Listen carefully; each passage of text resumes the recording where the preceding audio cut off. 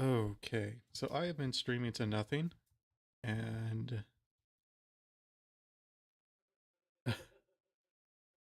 yeah, it's actually pretty dumb that I have to press two buttons to stream. OBS, I actually hate you. I mean, I didn't waste a whole lot of time, but it's at least been like 40 minutes. Jesus, that's bad. That's what you get for threatening my cat. Karma's a bitch. That's so stupid. Okay. Well, I just reacted to a lot of this. We're just gonna go over it, and I can't believe. Okay, so we're gonna be watching some videos, and I'm in very late to this stream, but doesn't really matter. I'm a new streamer. Don't no one cares. So, are they the same thing? In terms of like the WoW's jailer and Final Fantasy 14's end singer. This is from Jesse Cox. Honestly, I think the main, I've said it, but I'll say it again. Main difference is that the jailer, they try to make you care about a character that was meant nothing to you, versus what they should have done, which is try to make you care about like the characters you run into that have passed away, you know, in Warcraft's history. Because it's not like it's one or two; it's like quite a few. So, and then Endsinger, like that's pretty much what they do. Like I didn't give a damn about Endsinger, but it felt a lot more satisfying at the end of the expansion versus Jailers, so or Shadowlands. Hey everyone, it's been a year since Endwalker came out, and the newest World of Warcraft expansion. Yeah, I mean there's spoilers, but if you actually care about the story, you would have seen it by now. So I don't. You can say spoilers, but honestly, I don't care. Is here, so I shouldn't have to say spoiler warning, but I'm gonna do it anyway. The following video contains some pretty big spoilers for Final Fantasy XIV Endwalker and World of Warcraft Shadowlands, because this video is about the final bosses of these expansions and how on paper they appear to be the exact same thing. I'm sure some of you are aware of that Final Fantasy XIV versus World On paper, they seem to be the same thing. of Warcraft video. Not really. Also, because Jailer was like claiming credit for literally everything. This dude was like, it's all me. I've done everything. While the Endsinger was just like, I am the catalyst for everything. I was the start of it all. But obviously, nothing to do with almost anything after. Video I made last year, and as a fan of both WoW and FF14, for, to be honest, entirely different reasons, I still find myself comparing the two from time to time, what one does well. Well, yeah, they're both like popular MMOs compared to that you play. Going to be a no-brainer. You're going to compare them to the other and vice versa. And if you've ever seen a stream or let's play of mine, you know I am a fan of tropes. I love them. I love being able to see them coming from a mile away. It's honestly how I end up guessing the plot to most of the things I play, and it's why I love a good mystery. And for those of you who don't know what I'm talking about, a trope is a common convention in a particular medium. I mean, it's a common convention pretty much in any medium, not particular, because it can be cross mediums. And I think most people like them because they're like comfort food of storytelling. Something used enough to be recognized as that thing. Storytelling uses tropes all the time, and these two games love their tropes. Things like the enemy of my enemy trope, the tragic villain trope, the magic is a monster magnet trope. The magic is a monster magic. That, honestly, the trope is a little more vaguer than that.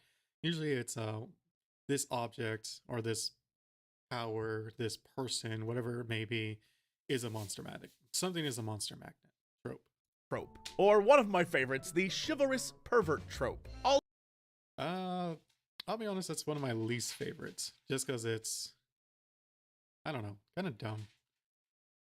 I mean, I get it, but it's just not my cup of tea. All of these are examples of tropes, and there are so many tropes. And yeah, I enjoy some more than others. One of the ones I've never been a fan of, but MMOs love to do, that was a bad image from Guild Wars 2. Who the heck is this? Is the true final boss, or man behind the man, or greater scope villain trope. All of which can really just be summed up like this. You arrive at the final boss of a video game, and as you do a battle, they say something along the lines of like, "You fools! All this evil stuff I've been doing is actually to prevent something much worse from happening, and that worse guy, you don't even know him yet, but he's terrible." And then, depending on the scope of the game, the guy either shows up right then as the form of something totally insane, or in the case of most MMORPGs, they become the focus of the next expansion.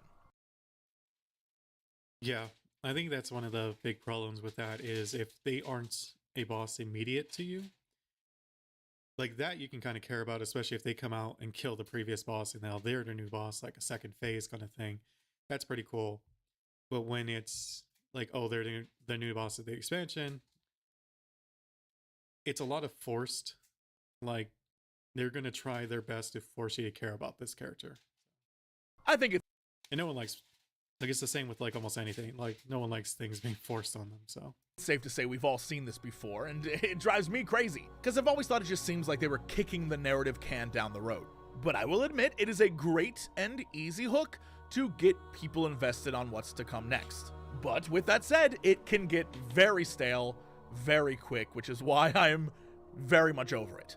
So when both Final Fantasy XIV and World of Warcraft Shadowlands release expansions where the villain we start chasing at the beginning turns out not to be the final boss of the expansion, but instead is that other even worse thing. In this case, the Endsinger and the Jailer. I mean, we kind of knew with Sylvanas that there was already, like prior to Shadowlands, that there was someone behind her, right? If I remember right. So it's like, it's not really a big deal, at least in my opinion. So, two characters that we know nothing about. We're about to enter a game where we have zero connection to the villain, and even worse, don't really know or care about their motivations. And yes, that was the case with Shadow. that's the case with almost any expansion, though. Just whether they're like the person behind them, like previous person, like, or if they're someone completely new, like their own villain. You don't know anything about them when you're starting out, so. Shadowlands. So then how the hell did Final Fantasy XIV make it work? They didn't. Not in a way. Well, they made the story work. The trope itself, they didn't resolve it. Like, no one really cares about the Endsinger, at least that I know of. I personally couldn't give a damn about them. Like, Xenos being a part of it was cool, but, like, literally doesn't matter. Well, let's start with the baseline of Shadowlands. When you look at what they're trying to do, it seems like a creative outing. Just the very concept of setting your expansion in the afterlife is a pretty huge undertaking. And going into the expansion, we're dealing with an enemy who's undead, Sylvanas, spent the previous expansion. So the undertaking part, I don't know if I agree. It's not really that big of an undertaking. Because it's not like you have to include every dead person that's ever died in WoW. You just gotta include, like, the main ones. Like the, what was it, Tyrion Fordring? Or whatever. Like, people like that. Am I thinking Tyrion? The dude who had the Ashbringer originally. Whose son killed him. Wograin? Maybe that's what I'm thinking of. But, yeah, I mean, that's Uther. Like, just have the characters that were really a big part of the WoW's lore. Just have random NPCs like you do everywhere else. So Murdering her way through Azeroth and pissing everyone off, except you Undercity fans, I see you. As the story progressed, it was very clear something more was going on. There was something happening behind the scenes. She had a dark master, but she still claimed that she was doing her evil deeds. see, that's what I mean. Like, she had a dark master. Like, everyone knew this prior to Shadowlands. For a reason. And in the run-up to Which I think is also what like annoyed a lot of people. Shadowlands, it was revealed Because, like, she could have served under Arthas. But she didn't want to. Because she saw him as, like, evil. So she's like, no, I literally would rather just perish. Because if I remember right in the lore, she thought she was going to die by resisting Arthas. And she did it anyways. But she still survived it. So it's like, why they didn't really focus on that? Like, I don't know. Like, I really think they should have made Sylvanas, like, pretend to be on Jailer's side just to get him out in the open so that the champions could take care of him. He was probably like, he was hidden, and if things stayed as is, who knows how long, like, his plans would keep going for. Because it doesn't make sense that she would serve him, because it's not like she has like the ruins like Arthas did with the Death Knight stuff. So it's like, I don't know. I think they did it really poorly. Her Dark Master was the Jailer. Especially since this is one of like the first things people saw of the Jailer. It's like, why'd you give him freaking half naked dude? Like, he should have been wearing armor. Like, what the heck? Or a cloak. Something. Obviously, from my perspective, I think the entire thing ended up being a big failure. In an effort to have diverse zones and new characters, we spent a lot of time focusing on stuff that I didn't feel was all that important. It doesn't matter. That's the case with most things. Most of it's not going to be important. It's going to lead you to the important stuff. Like, even Final Fantasy did this.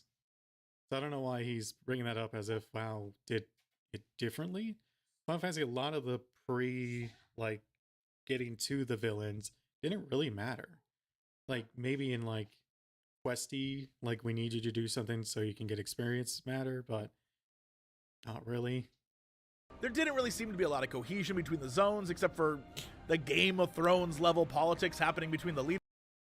The Game of Thrones parts I really didn't like. I don't mind that things don't have cohesion between zones, mainly because they weren't really supposed to, from what I get. Like, you have, like, each one has specific designs on what they should be doing. So to me, it made sense that they wouldn't really mesh too well together. But at the same time, it's like, it's fine as long as they're cool. Like Raven Draft, one of my favorite zones. Ardenweald was pretty good too. The other ones, not so good. But yeah, I just didn't like that, the Game of Thrones stuff. Like, because WoW was not, I don't know, the writers really weren't equipped to handle Game of Thrones level stuff. And the stuff I did want to see more of and hopefully get answers to really wasn't delivered. I figured this expansion would give us a lot of Sylvanas' story, maybe even explain why everyone kept telling us that she was morally gray, but we didn't really get any of that. And by the time her story wrapped up, we didn't even get to see a reunion between her and Nathanos, right? Because the story quickly had to move on to explaining what the hell her boss was up to. A man who at that point in the story you've seen being evil in a few cutscenes, but is really still shrouded in mystery. We kind of know what he wants to do, but we don't know why. We don't know what his end goal is. It's really the quintessential problem with the true final boss or man behind the man trope. We're told. What I also don't like with Warcraft's way of doing it is the jailer looks super evil. It's like, he doesn't look morally gray. He doesn't look like he wants to help people. He just really, really looks like insanely evil. Like, more evil than even like fell like demons.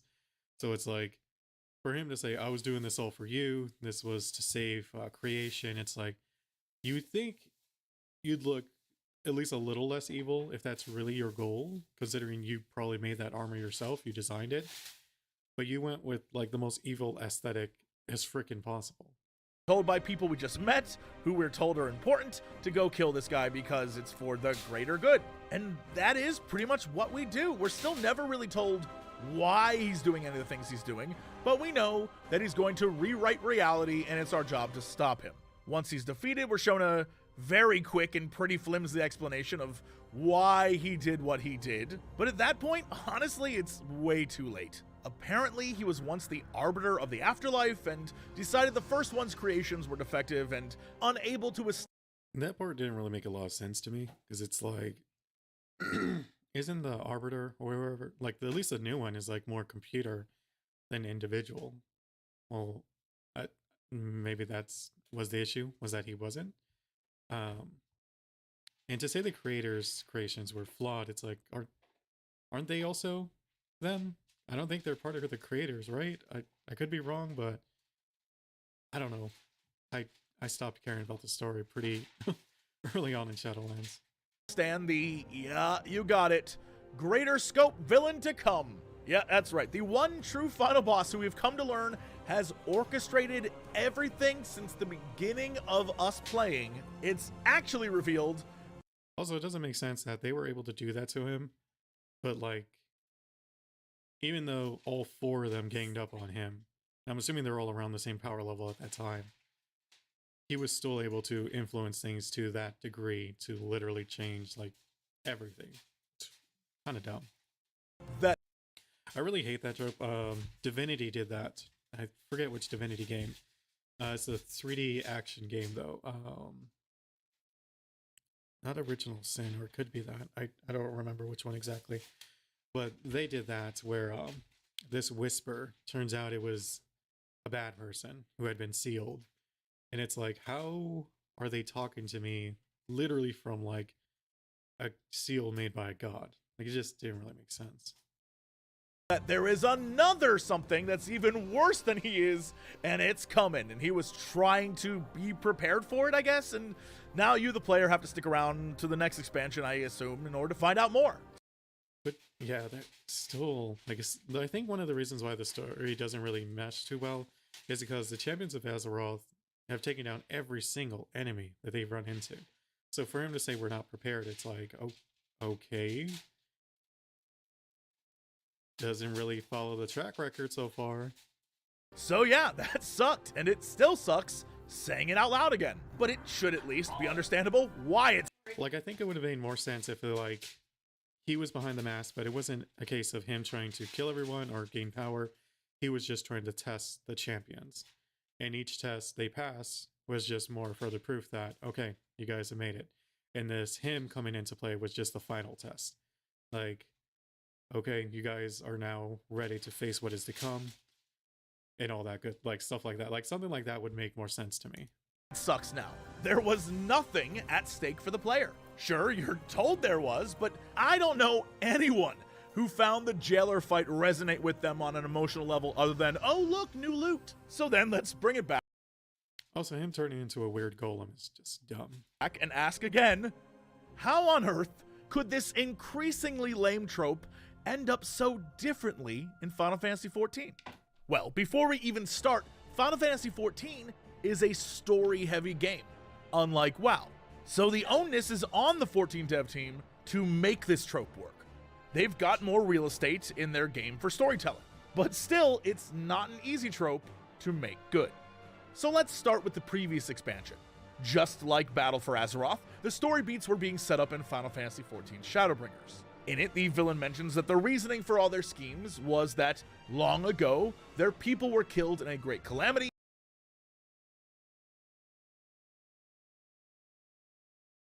Yep. The thing, though, with this is, that's been there since, like, almost the beginning of Final Fantasy. Anytime they...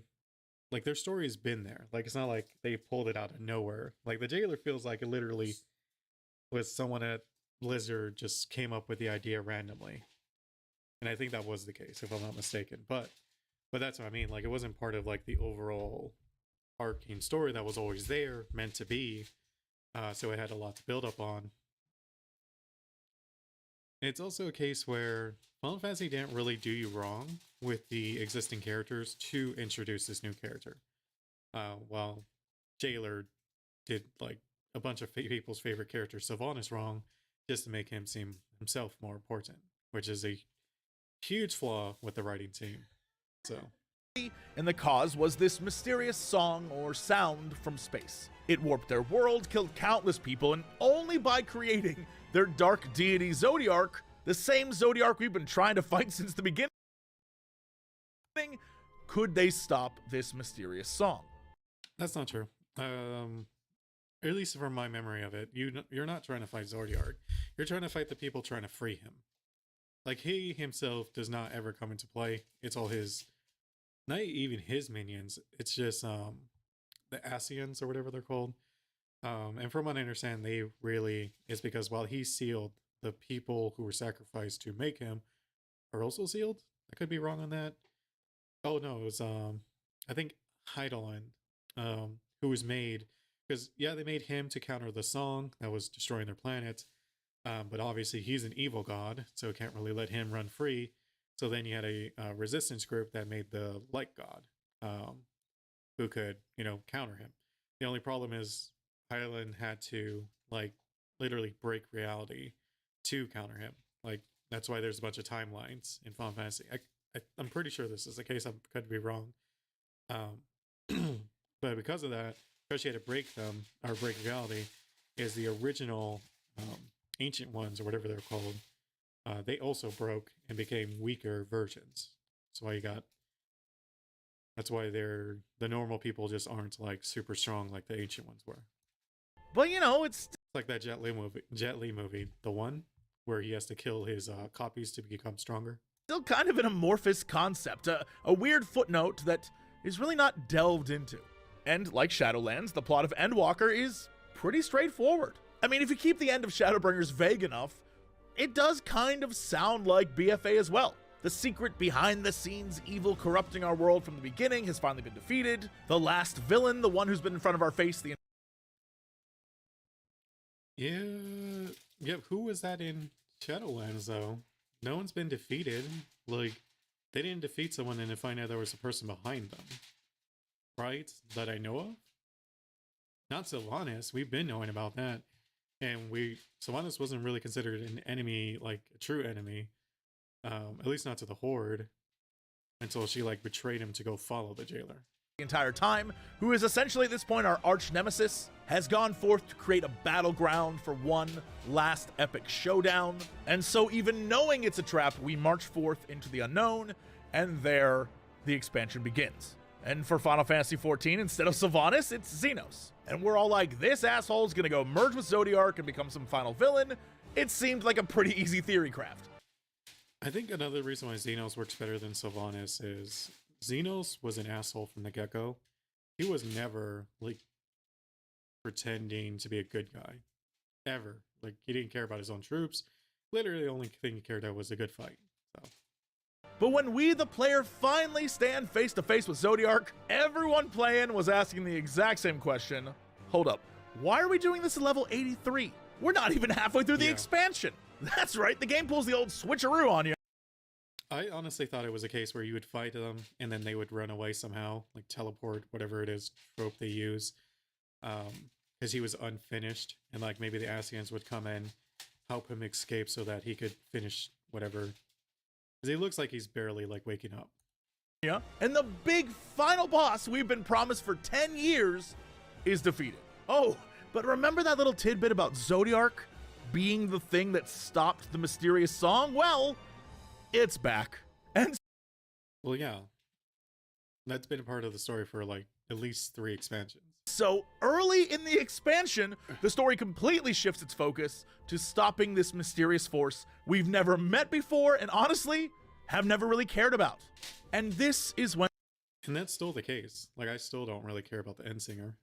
And the Final Fantasy XIV team spends the next 20 hours of gameplay showing you why you should care. Not care about the enemy, but care about what's happening. Which I don't think they really needed to do, but Sure, I mean, they take us to new places. Because it definitely helps with the because the thing with Final Fantasy in the 20 hours he's talking about, that 20 hours has like very little to do with the end singer, maybe less than an hour. While most of it is about the world, your friends in the world, and your character. We meet new characters, but the focus is returning to the places we know and love. The world you, the player, have been defending for a main game and 4 expansions is literally on fire. The same chaos that swallowed the world in the past is happening again. Except instead of just being told it happened, you're now seeing it happen in real time. Yeah. I mean, Warcraft, I think, does the same. Like, they actually show you. So I don't think that's much of a, oh, Final Fantasy did this right, well, WoW did it wrong kind of thing. But I mean, they really hammered it home. Real time. People are dying, cities are burning, and those people who still live are wailing with despair to the point where they turn into literal monsters. Yeah, that part didn't really make sense to me. Because from what I understand in the story, that was never a thing that you could get so depressed you become a monster. Like, that is weird, but it's cool. So most players just don't care. Then kill more and cause more destruction and then in turn create more monsters. It's absolutely terrible. But it isn't just the stakes we're shown. We're also shown why it's all happening to begin with. Our old enemies, the Ascians, which have been a thorn in our side from the beginning, long ago in the before times when they were known as the Ancients, beings of unlimited and unparalleled power, it was, unbeknownst to any of them, one of their own that set all of this in motion. It's also a case where they weren't unlimited in power. because that's how a lot of their hierarchy was decided, if I remember right. Like Emmett Choke, like he was one of the top people because he could control like an insane amount of mana compared to his fellows. You know, without getting way too into it, and there is a lot, imagine if you had unlimited power, lived forever, and every single thing you ever wanted, you could just will into being. It was a perfect utopia. But just like when you see a rich dude who's also really depressed, having it all. I don't think that was the case, right? Like a lot of them weren't really depressed. It's just they had lived so long and done the same job for so long that they would just get pretty much bored of it and go do like retire or do something else. Well, I mean, this guy who is the like kind of the man behind the mask, like technically he is the final boss because he started it all. Was his thing wasn't that he got bored or jaded or anything like that. His thing was that he just seemed to be the only person among his race that actually cared about the creatures they created. Like, because they would be like game developers and see them almost as like NPCs, to where it's like, okay, this game isn't working well. Let's, trash it, kill everything, and, start anew if it wasn't going the way that they expected. But since he saw them as actual creatures, like actual living creatures, it would really mess him up. Doesn't mean that you're happy. And one ancient felt this very way. As he slipped further into depression, he decided to create a multiplicity of messengers, his little birds to. Yep, but it had nothing to do with him being like immortal and strong. Like, well, maybe the immortal part a little, just because he lived like longer while feeling like crap. So. Fly across the stars in search of hope. Surely out there, somewhere amongst the stars, was his answer. Surely someone had found. Which I never thought was like any kind of decent plot, like storytelling. Because it doesn't make sense why he didn't go, unless there was something that stops them from leaving their planet. That could be it, but I couldn't. I don't remember any of that part of it, so. Because if there isn't, it makes no sense why he didn't just up and leave to search for it himself. Found a reason for him to keep going. And his little birds, these childlike beings of wonder, were designed specifically with emotionality in mind. And in their mind, their whole objective was just to come back with some good news for Dad. And so these little bird children, made of pure emotion, venture off into the stars in order to find hope for a man who has none and run directly into the Fermi paradox. Now, if you don't know what the Fermi paradox is, I'm not going to deep dive it for you. Just go Google it. It's fascinating. But the general gist is, if the universe is... Honestly, I didn't really read much of it. I think I saw like a bullet point of it. I could be wrong though, but I think it's a case where, like, if the universe is as big as we think it is, we should have found life by now. And because we haven't, it means that life is...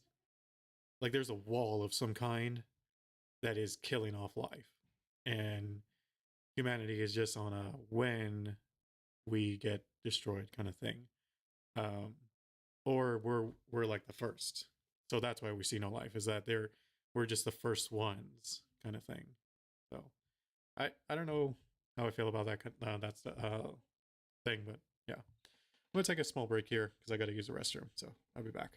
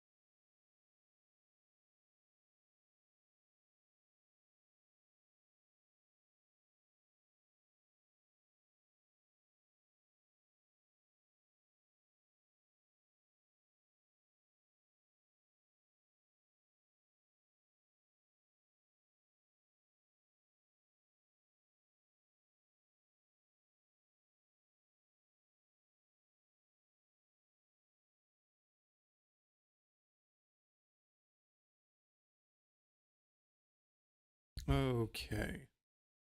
So let's see. Where were we? Oh, yeah. Very, very old, and there are countless galaxies, and in those countless galaxies, countless worlds, then we most certainly would have seen some alien civilization.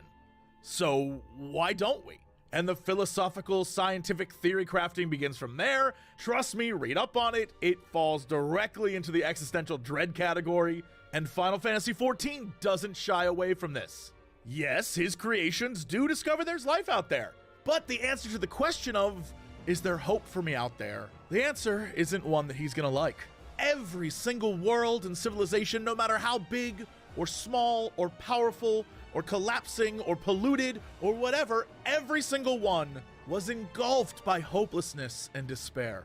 And realizing that there is no external hope or joy for their creator to bring back to him. That's also a case where, like, just mathematically, that is a super low chance of happening, where there's all these worlds, none of them are in their Eden like phase, where it's just like everything's just good. Like, that just doesn't make sense to me. They come to the conclusion that this is the fate of all living beings in the universe. Even the universe itself in time will come to a dark, sad end. And so they join together for one final song to end suffering and despair and to grant one final kindness, oblivion. That also, it's like, man, I think they're were affected. I don't know if that is the case. I can't remember exactly how that sounds about right, but at the same time, I think it was more that because they're emotional creatures, like that is they're basically constructed from emotion. All the despair they ran into, basically, while out searching, was just like infecting them, like turning them darker and darker. Like when you drop like oil into water, like just, I don't know if oil is a good analogy there, but like food coloring. Like if you put black into water, eventually you put enough, the water's going to turn completely black. And I think that's more what happened than them saying, well, we can't find any hope, so I think it's better for our dad if everything died. Because at that point, it's like, well, if they had this power to combine and become this super like entity that could literally sing things to death from like eons from like light years away, then why didn't they combine and like sing hope instead? Like, it doesn't make a lot of sense. It makes more sense that they were tainted by the depression and darkness of the universe and ended up leaning towards that. Like I said, it gets dark. And I'm sure by now you're like, okay, Jesse, I get it. So the difference is essentially you're fighting the concept of death in Warcraft and the concept of despair in Final Fantasy XIV. You're not even really fighting the concept of death in Warcraft. It just happens that that is where you're at. With Warcraft, I think you're more fighting the concept of imperfection versus or what is perceived perfection. Like, that is what the jailer believes, is that we're imperfect, therefore we cannot fight whatever's to come. So he's going to recreate it to actually be perfect. But it's not really death. I mean, obviously it's going to kill everyone, but that's like saying every villain is about the death just because they want to kill everyone. And the reason 14 works so well is because you gave a detailed backstory, and it makes it hit home why it's important. Not really. At least for me, I still don't really care about the end singer. Like, I know a little bit about them now. Great. I don't care. Like, even though I don't like Xenos, like, I still care about him more than freaking end singer. So I don't know. And you would be totally wrong. Because the reason 14 is better has nothing to do with the backstory of the villain. Your character has spent numerous expansions facing hopeless situation after hopeless situation, always emerging victorious. It's a theme of the game that you aren't just a mere adventurer anymore. You're a beacon of hope that lights the way for others. That's what I was talking about with WoW. Like, the fact that he said, oh, you guys aren't ready. It's like, it would have made more sense if he was throwing these challenges at us, making sure we could pass them. Then he would be the final challenge and say, okay, you guys are ready for what's to come. And, like, I don't know, gives us a parting gift of making like a creation for a new city or something like that. I don't know, like just they could have done almost anything at the end, but just be like, turns out the jailer was just like the one who was just trying to like force us to rise above our current power. Your actions, even the smallest of kindnesses, inspire others to be better. And now you're probably like, okay, so there's a lot of emotional resonance that connects this expansion back to older expansions. But even that's not the complete answer. It's the most complete answer, I would say. That's the majority of it. Because the real reason this boss works is something I think the developers picked up on early in telling this story. Creating a moment like this to end a 10-year story arc in an MMORPG where everyone's experience is a little bit different, the only way to deliver that boss fight is to 1. Acknowledge this journey was never about the character. It was about you, the player. That's not true. Because anything you do outside of the player or the character itself, like its story, has absolutely no meaning in the ending. Who's going through your own shit, and your own struggles, and the entire expansion is an acknowledgement that despite any despair in your... I mean, that's not really the player though, because what if you didn't have any struggles or anything like that? You know what I mean? Like, what about that person? I mean, it's probably not uncommon, but I don't know. Like, it just seems weird that he thinks this is about the player. Maybe he went through some really rough stuff and this resonated him, like, on a personal level. But for me, I don't know, didn't really. In your own life, you're still here. And 2, fan service. Lots of fan service. That should be number 1. That other one should be like 10th or something like that. But the fan service, like if WoW did that, like most people would have loved Shadowlands. If they really went into like the Arthas, like being a part of the main story and in a good way. Sylvanas, like maybe finally realizing that the jailer was very similar to how Arthas was when she was first resurrected. Maybe seeing all the dead souls of like from when she burned down the tree, like stuff like that, like actual character development would have been way better. So put together, what does that mean? Well, it's another trope, but honestly, it's one of my favorites. The game reminds you that everything you've done up until now has mattered, and every person you've met, just like in real life, walks away with an impression of you. And in this game, you leave a great impression, because as the final day approaches, the people of the world unite behind you, friends and former enemies, to help rocket you to the stars. Hell, even the prime... Yeah, but that's still what I was saying. Like, you notice like his number 1 was like maybe 15-30 seconds long. This one's like several minutes. Yeah, because this is the main reason. The very gods you've gone up against countless times offer themselves... And I'm not saying that's for everyone.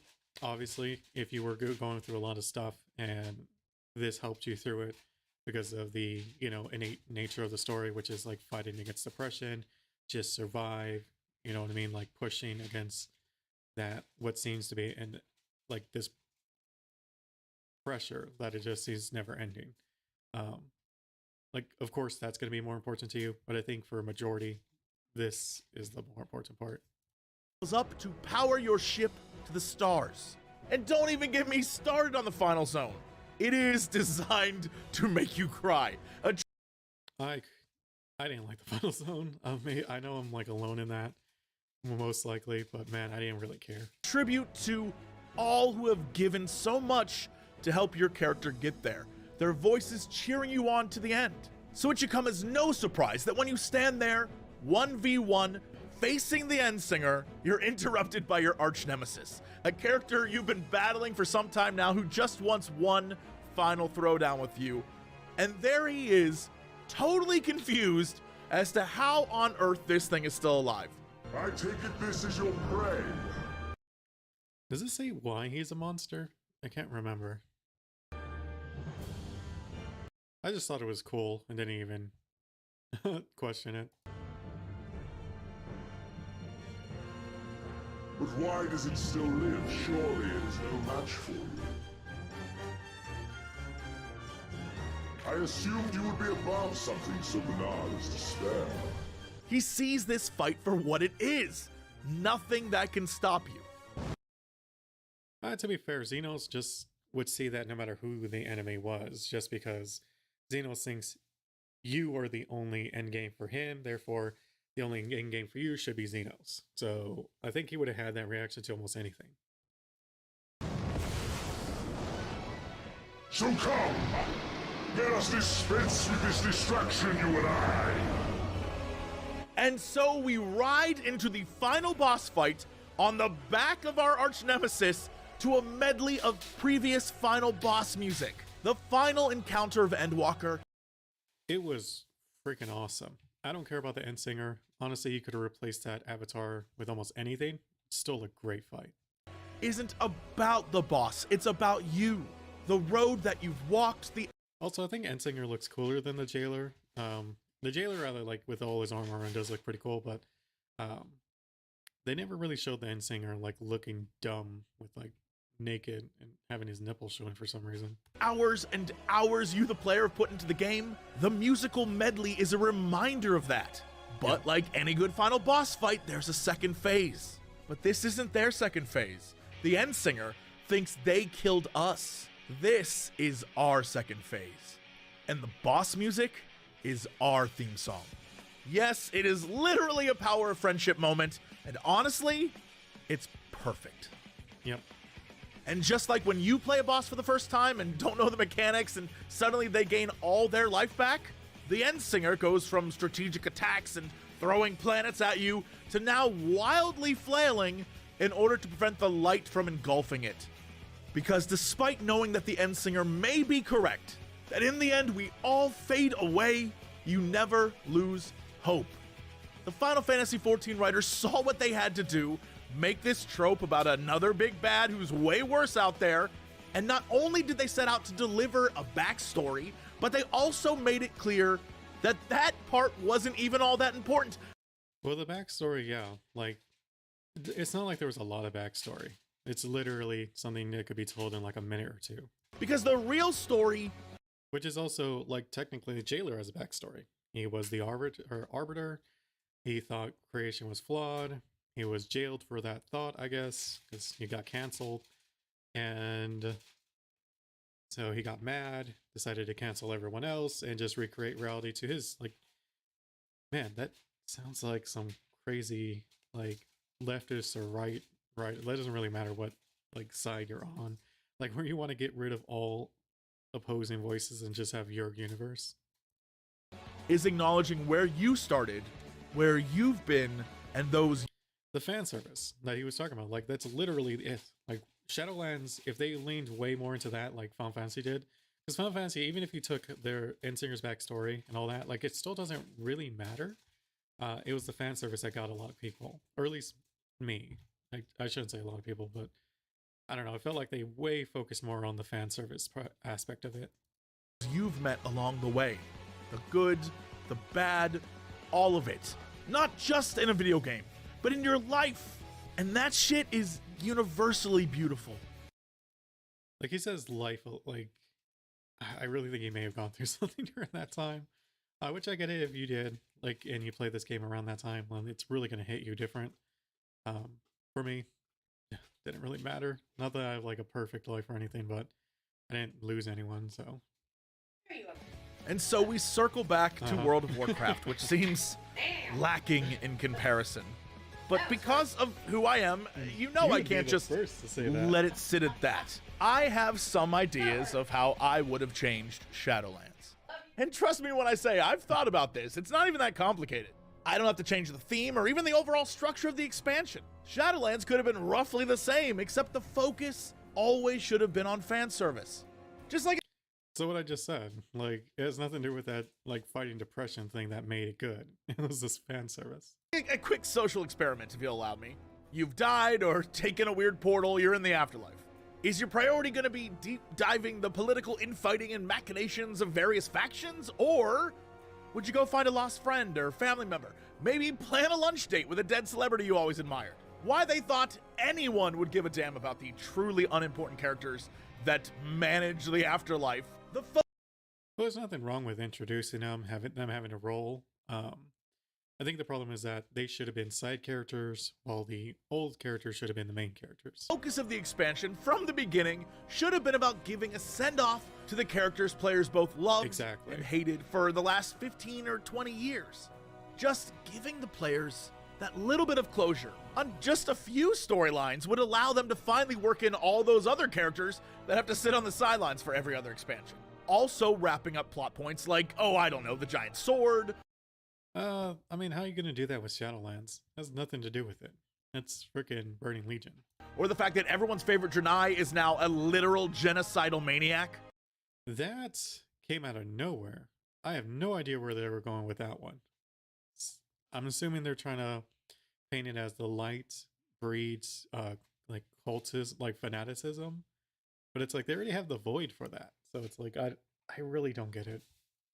So like I was saying, we don't even have to really change that much. We can work with the that, or like their thought on that one was like the void and the light are just like the same side of the, different sides of the same coin. Like whether it's the light or the void, they're all about just consuming everything to be them. The zones we were given. The plot of Bastion should have been about Arthas, Uther, and Jaina coming together and which, if I think about it now, it's like, why can't the light ever combat the void when it comes to like infecting something? Like when something's been infected by the void, they're usually like done like that. They can't come back from that. Forgiving each other. Maldraxxus should have given us. Oh, let me hear what he said there, because I think I agree with him. Second. Forgiving each other.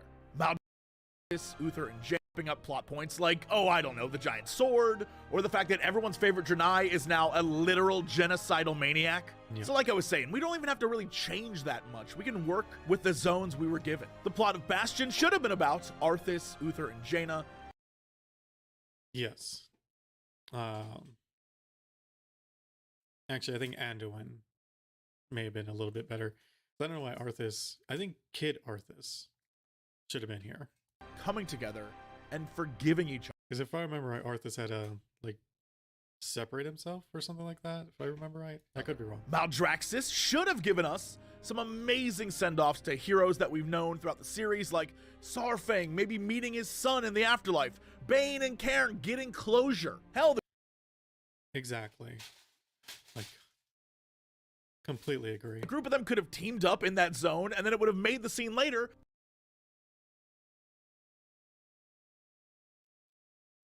Why is Anduin there? Where Anduin breaks free, all that much more special, and then waiting for him there would be his father. That's such a good emotional moment. All the support in his life helping him through that. Yeah, I don't know why the orc was there. Should have just been his dad. That moment, come on.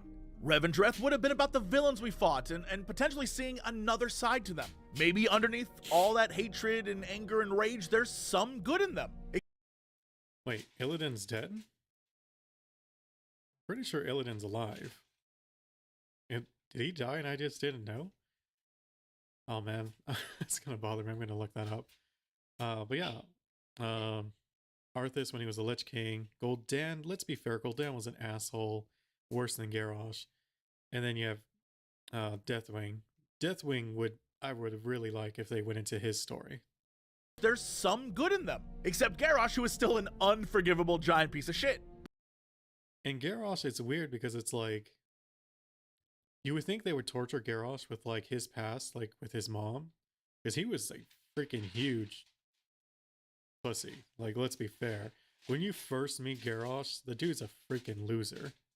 But then seeing all these other people change, maybe even Arthas can be your guide through this area, add some even more weight to his character and his unwillingness to budge. And then Ardenweald, I honestly think what they have in the game already is pretty good, close to what I would have done, but it would have been entirely about Tyrande coming to grips with her failure and the people that she lost forgiving her. We keep the dragon plot stuff and we use that as a through line for the next expansion.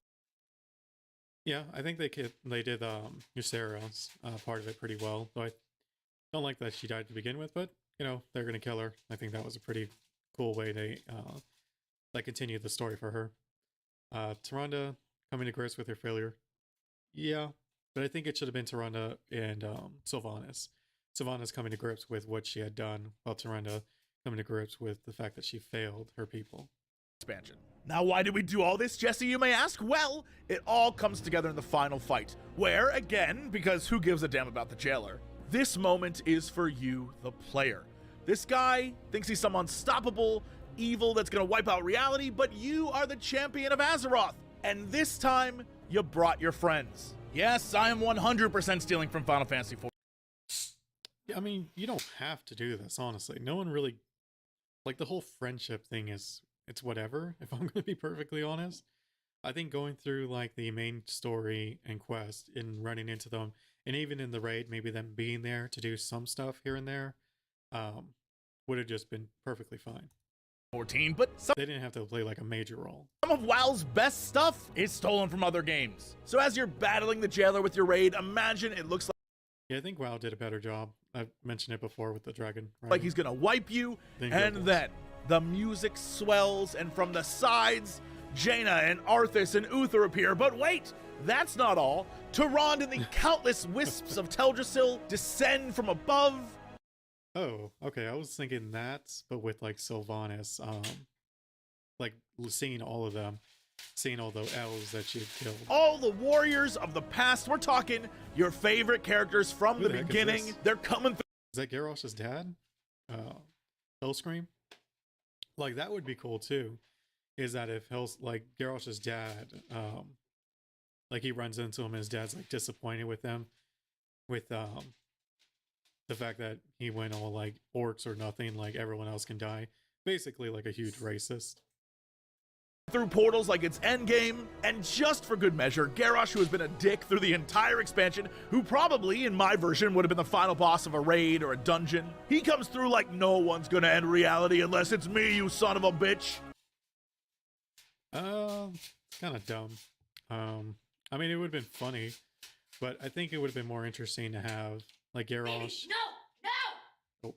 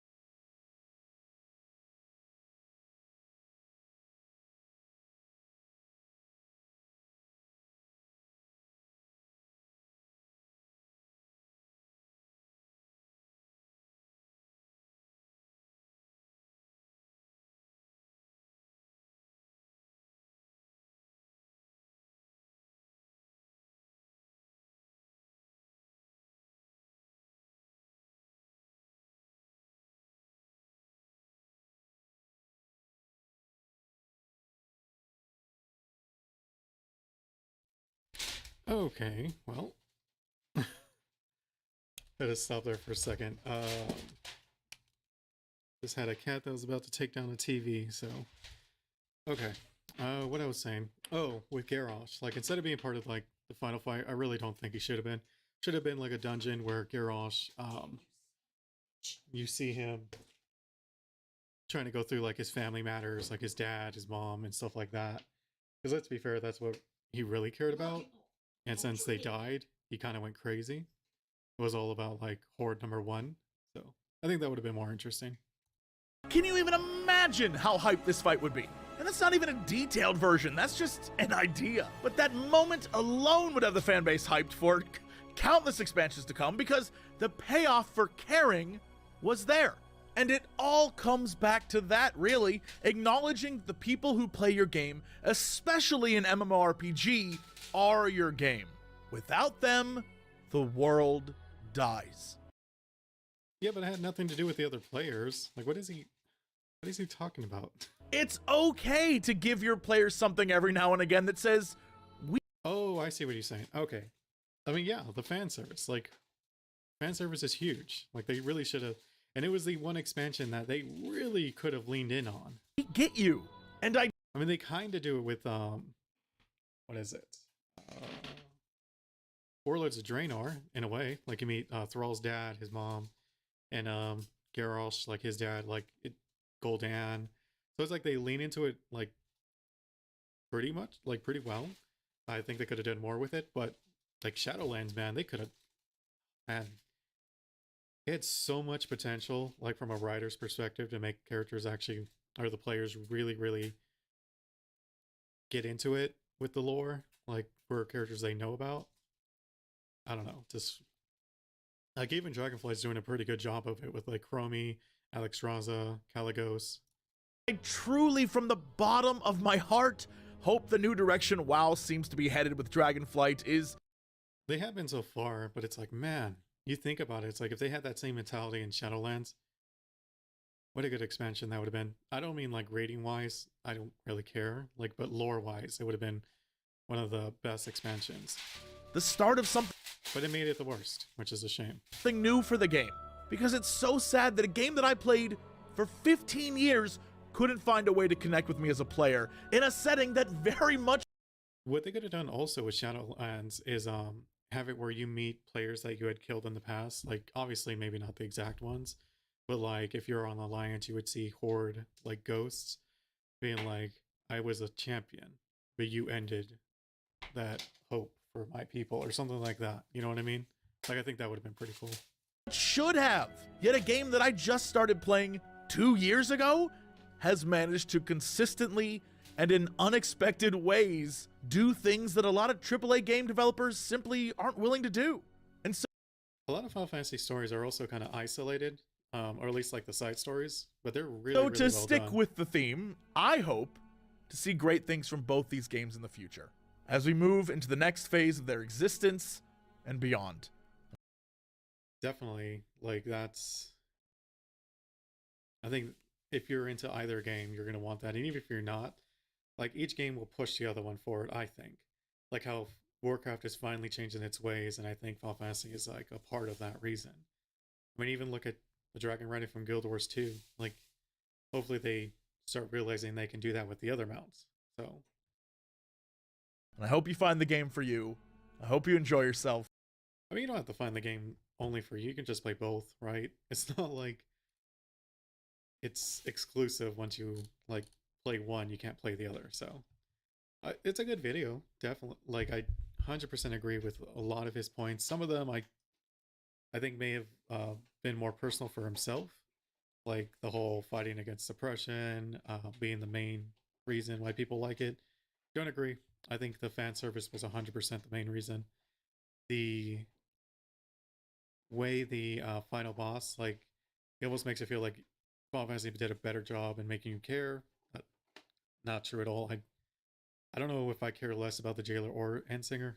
Like, I hate well, it's more negative feelings towards the jailer just because of how Shadowlands did the characters. So the jailer now has a more negative connotation to him in my mind. Well, the Endsinger obviously doesn't have that. So in a way, I care about the Endsinger more, but it's not like I care about them. Two things.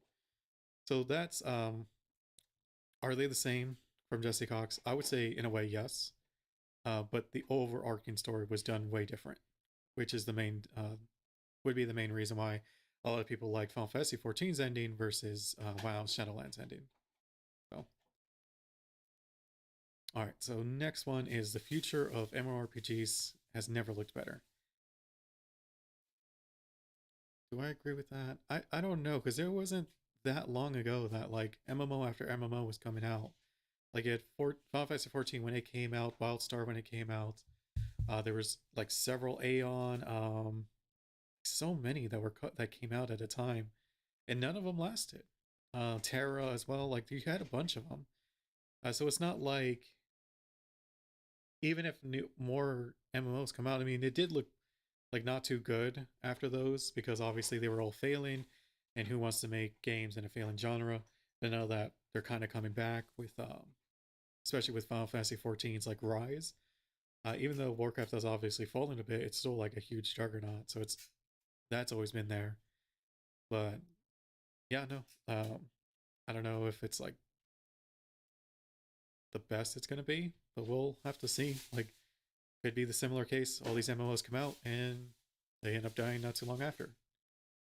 Half a year ago, I made a video about the best upcoming MMORPGs that haven't been released yet. And in that short amount of time, 4 more AAA studios have come out to say that they too would be making massive AAA MMORPGs. And by my count, that means we're up to about 7 MMORPGs. It's not a guarantee either, because you have like, what is it, Pearl Abyss, who makes Black Desert. They were gonna do a new MMO, but instead they said they're gonna just do like a normal RPG style, which I think is great. If they make it like The Witcher, like at that quality level, I'm really looking forward to that. From AAA studios currently in development. People have been trying to convince MMO players that the genre is dying for nearly a decade now, but to be honest, its future... You can't argue, though, that there are a lot of MMOs that have died in the last few years. I don't think anyone can argue that point. So I think maybe that's where the sentiment is coming from. I mean, even New World almost died.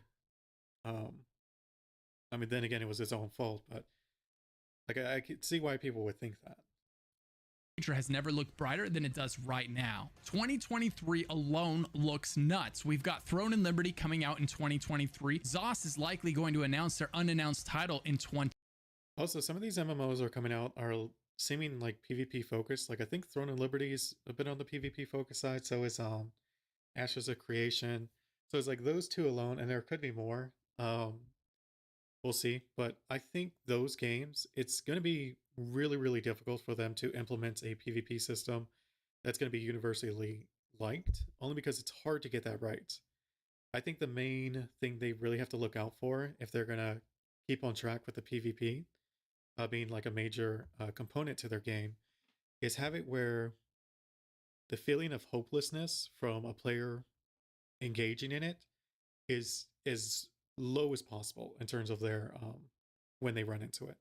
If it's almost every time they interact with that system in the PvP end, like they just feel like it's hopeless because they're not a part of the Zerg, or they're being outnumbered, or whatever it may be, maybe under-geared, under-leveled. Like the more moments of hopelessness where the player feels like they can't do anything to change what's happening, you're going to get people who quit. At least me personally, I hate it when that happens. I'll stop PvPing in a game if I feel like I can't do anything to contribute. I can't change any outcome. Like I'm just basically, I'm no one. You know what I mean? Like, I don't know. I'd be like if in a dungeon or a raid, that's how it felt when it doesn't. Like your damage means something. And they may still take down the boss when you die, but you could have made it easier. You know what I mean? 2023 for reasons I'll get into later. Ashes of Creation is likely dropping Alpha 2 in 2020. Or if you've ever played like raid or dungeon, and then like say for example you're the DPS or really anything other, any spec, and your team dies on you, right? If you could still get that kill off of the boss, that's huge. Like that is a feeling you're gonna remember for a while. Like I did that with a raid boss once, and I still remember that. It's like one of my favorite moments. It was on my shaman, and he was at like less than 1% probably. It was in Zengrim or ZG, like way back in the day. But I managed to kite the like Panther boss a bit. Yeah, I don't know, like it was super close, like, but I killed him. We got loot. I didn't get anything, unfortunately, but I still remember that. Like that's crazy that that's still a memory like that I have. 2023. Riot is likely to have official developer announcements beginning in 2023. Those were supposed to start in 2022, but they didn't. I have a feeling Riot's MMO is going to take probably the longest of any MMO he's talking about, only because they had the funds to constantly add things, so they don't need to release it early to try to make up any money that's being poured into it. They have League of Legends for that. They have Valorant for that. So it's like they could, because a lot of problems with MMORPGs that are just releasing, they're not going to have the same level of content as Warcraft, as Final Fantasy. So, I mean, that was one of the reasons why New World failed so horribly at first, was that after 30, it was just like a grind fest almost to try to get to the next place to do a dungeon. And even doing dungeons, they had like a stupid system for that. Shouldn't have been there in the first place. The keys or whatever they're called. Um, but yeah, no, I'm looking forward to Riot because I have a feeling that thing's gonna come out and it's gonna be like an MMO that's been already out for like a year or two.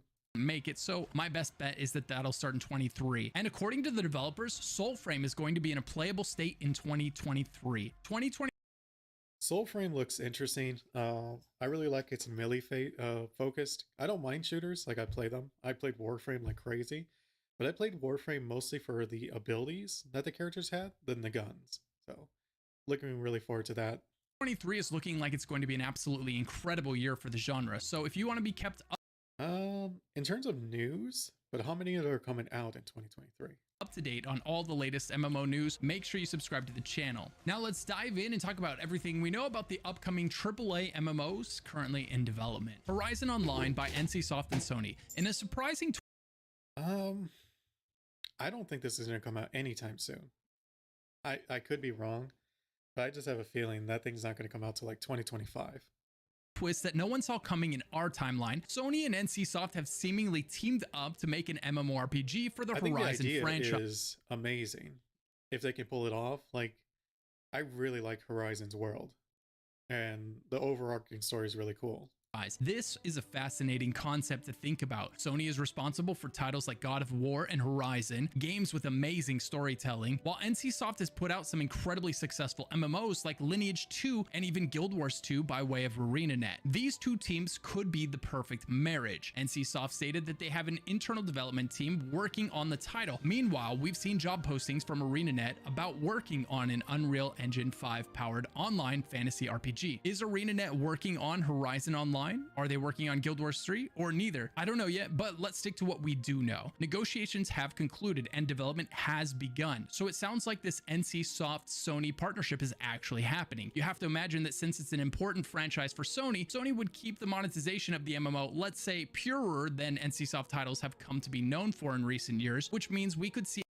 I honestly don't think like an MMO is what they should go for. I don't know. Like, it just feels like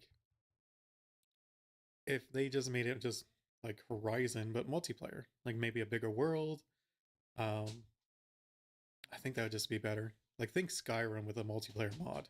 A title that has NCSoft quality, Sony lore, and Sony monetization. That's a combination of things I'm excited to see in action. The Horizon franchise has been heralded as one of the best out there, and its world really does lend itself to an MMO type of setting. Seeing that this lend itself to an MMO type of setting. Not really. Not more than any other one. I don't know what he means by that. MMO has only just been announced, and that the ink on the Sony NC partnership looks like it's still wet. I'm going to assume it's probably a solid 5 to 6 years from release. I've got to be honest, I didn't see this MMO or this partnership coming, but in a lot of ways it makes perfect sense, and I'm excited to follow it. Next up, we've got Arcade 2 by Cacao Games. I was writing and recording this video when out of nowhere Cacao Games dropped. This is going to be interesting. I still want to play, like, I have it saved in my bookmarks for the Arcade private server. So I do want to give it a shot. I've been playing like Warcraft and stuff, so I've been delaying it because I've heard nothing but good things about it. But at the same time, it seems like it's one of those games where it's almost like Rust, where you need to have a ton of players for the game to operate the way it was kind of intended. And the problem with those games is if you're playing at a time without those players, or like say you just have a bad experience because it's like PvP focused, if I'm not mistaken, or you can get killed. It's open world PvP. Like, the more players who quit the game because of things not involving like the good stuff means that those good things are now slightly worse, and that can be a vicious cycle. This absolutely stunning trailer for Arcade 2. To the point that the good things now become bad.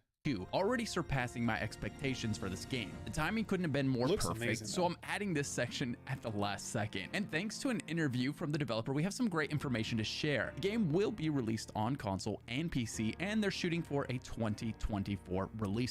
All MMOs should release on console.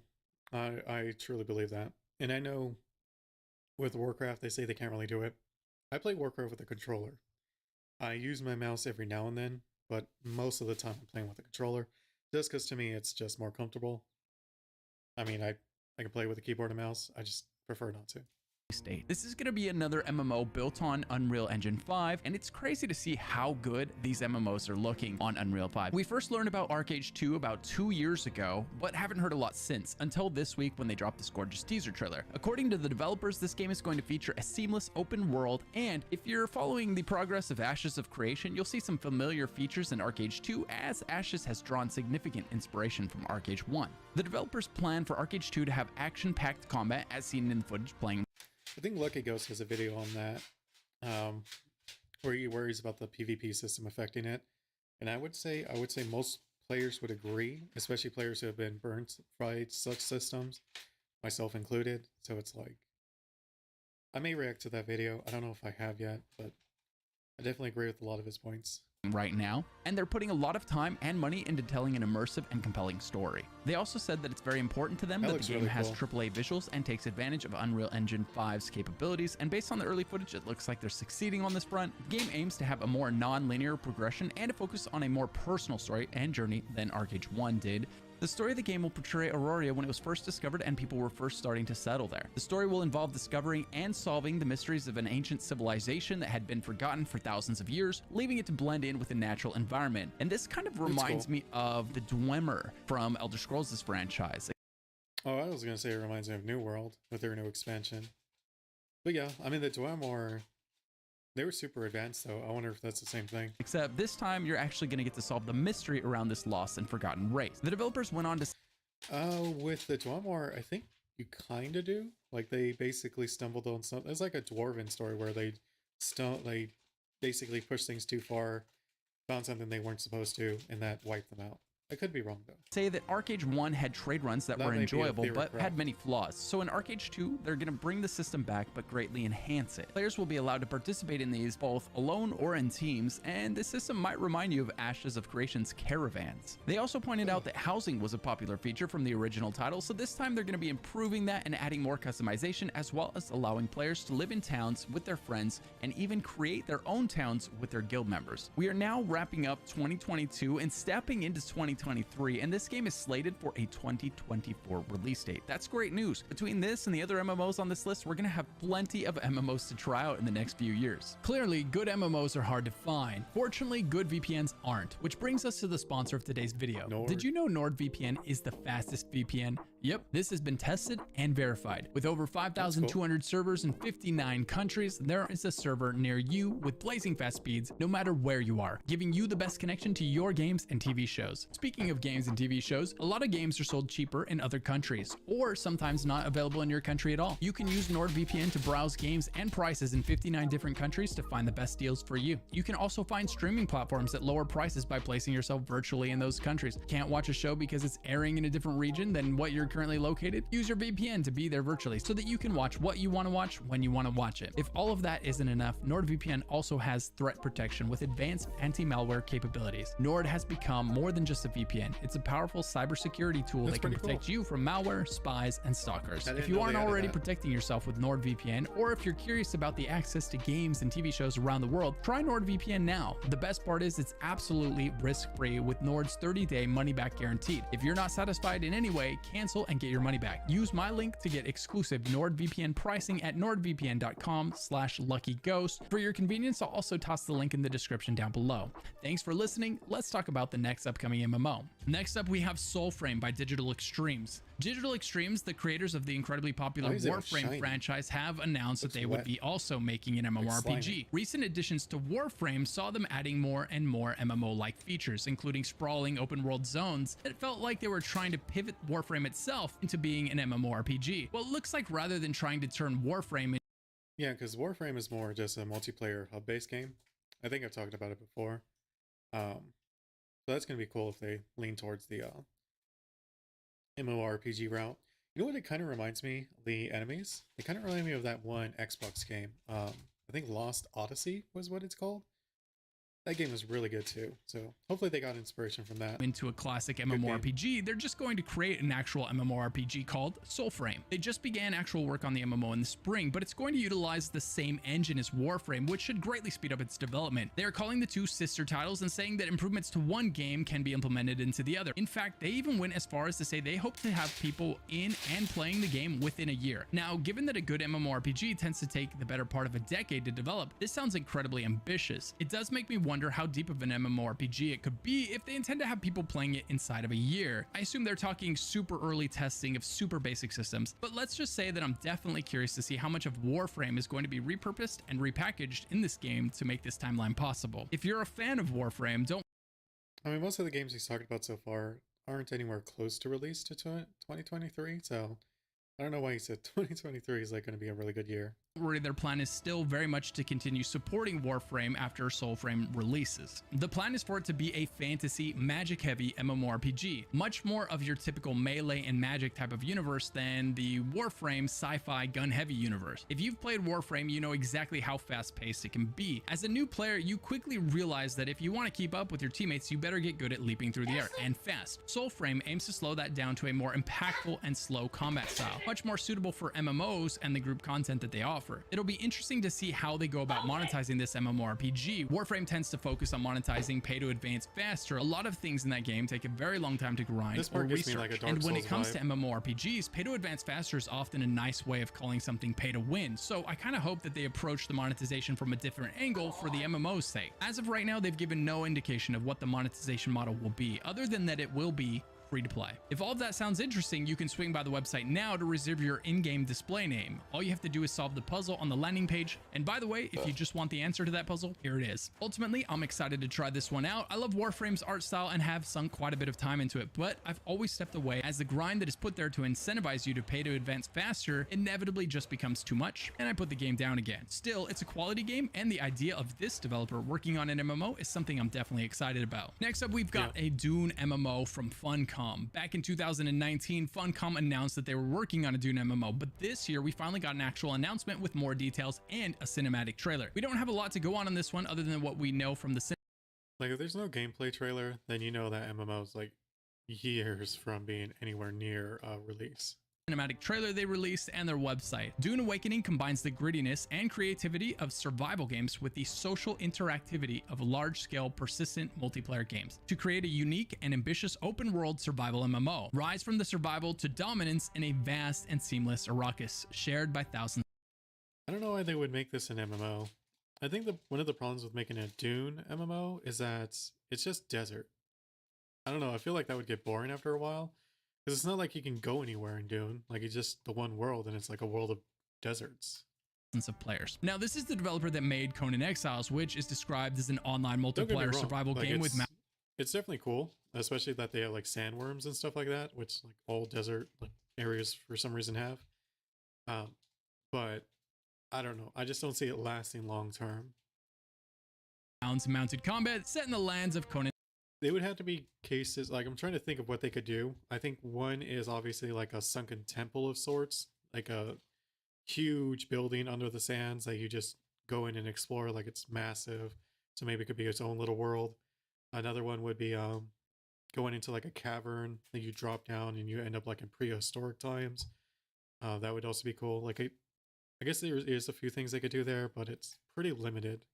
And the barbarians survive in a vast open world sandbox, build a home and kingdom to dominate your enemies. So there seems to be a lot of overlap in the two games, both in their description and Another thing, like with that sandworm, how the heck are you supposed to fight something like that as like a raid boss? in their design. It sounds like Dune is going to be a more ambitious version of Conan Exiles that takes place in the Dune universe instead of the Conan universe. Instead of dozens of players on a server, Dune will have thousands. It's going to be interesting to see how this plays out in a game where you are meant to gather materials and build a base to defend yourself from other players and the wilderness. They go on to say that you will survive the most dangerous planet in the universe, build shelters against sandstorms, maintain your still suit, and master the old ways to walk even deeper into the desert. Avoid or be devoured by the colossal sandworms that dwell beneath the sands. Right now, I'm totally picturing this being like playing Rust, but in the desert with a giant sandworm roaming around trying to kill me. The best materials and ingredients, I'm assuming, will be deeper into the desert, farther from the safety of my fort. So perhaps I'll spend a lot of time upgrading my still suit to venture farther into the dangerous deserts. If that's gameplay, man, this is rough. without dying, thus returning I didn't know like Dune had like actual luscious like vegetation. Okay, it's like gonna be like Conan then. with better rewards. Of course, one of the primary resources you'll be looking for is spice. This is Dune after all, so much of your time will be spent seeking it out. But remember, as mentioned earlier, the sandworms won't be your only threat. Much like Rust or Conan Exiles, other players will be seeking out these valuable resources and likely will try to kill you to take yours. If you do manage to succeed in your hunt for spice, you'll be able to consume the spice to conquer your senses and acquire powerful abilities. Beyond that, you'll also be able to hone your crafting from financial gain, as well as construct a fortress in the style of your choosing. I think the most interesting thing about describing your base as a fortress here is that it makes it sound like your structure is going to be able to be quite substantial in both size and scope. While Conan's Exile isn't the most popular game in the world, it has generated mostly positive ratings on Steam and has kept the niche community quite happy. It's going to be interesting to see how much more appeal a similar but grander game can generate with a Dune name attached to it. I'm definitely excited to try this one out. I mean, what we just saw was really cool, but at the same time, that game, I don't know, it's probably like super low player base. And I'll continue to follow it. Next up, we have Project LLL from NCSoft. By the looks of this list, it sounds like NCSoft has been incredibly busy and has a lot planned for the near future. LLL is a first-person shooter MMORPG. It sounds like it's going to be a direct competitor to games like Destiny. The coolest part about this announcement was that it came with 9 minutes of actual gameplay footage. Not CGI, not renderings, not That's a really good sign.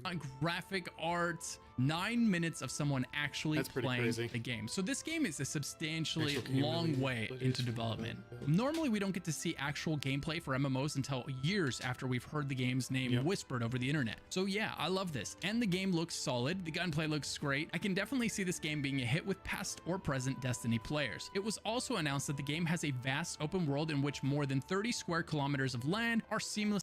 Or even Warframe players, like anyone who's into that shooter RPG genre.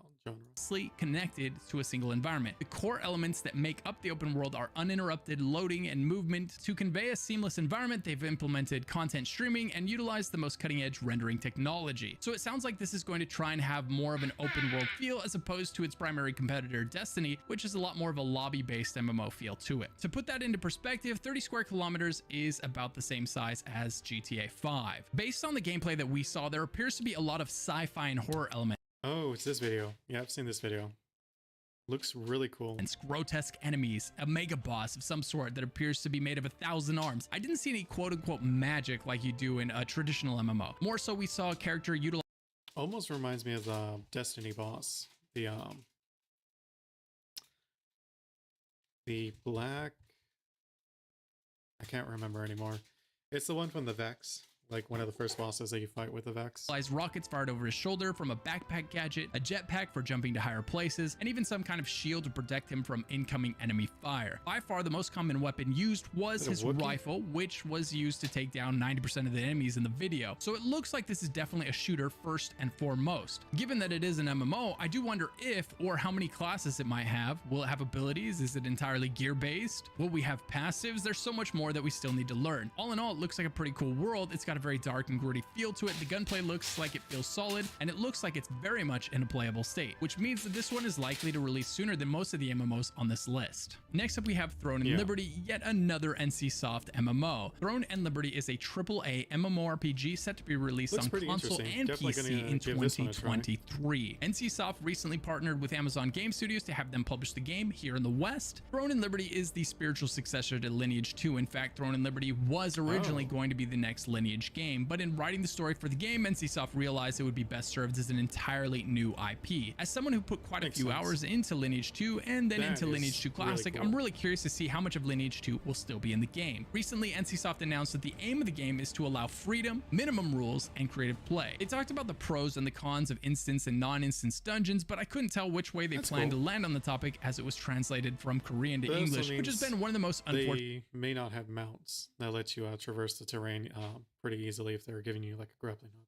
parts of all of this. Little to no information has been Don't know which provided to one would be Western better. audiences so far. We've very much felt like a little bit of an afterthought in NCSoft games in the past, and it's beginning to feel that way all over again with Throne and Liberty. Hopefully their collaboration with AGS starts to solve this problem in the near future. From what we could translate, it looks like Throne and Liberty will have a day and night cycle where it's 4 hours of day and That 1 hour is of night, with that crazy. 1 hour of night potentially being open to PvP. Again, the details here are incredibly fuzzy thanks to translation. The game will feature gliding, and your gliding distance will be impacted by the wind, either in your favor or against it, depending on your direction relative to the winds. I absolutely love the amount of mobility. It looks like they have integrated I don't think I'm gonna like that much.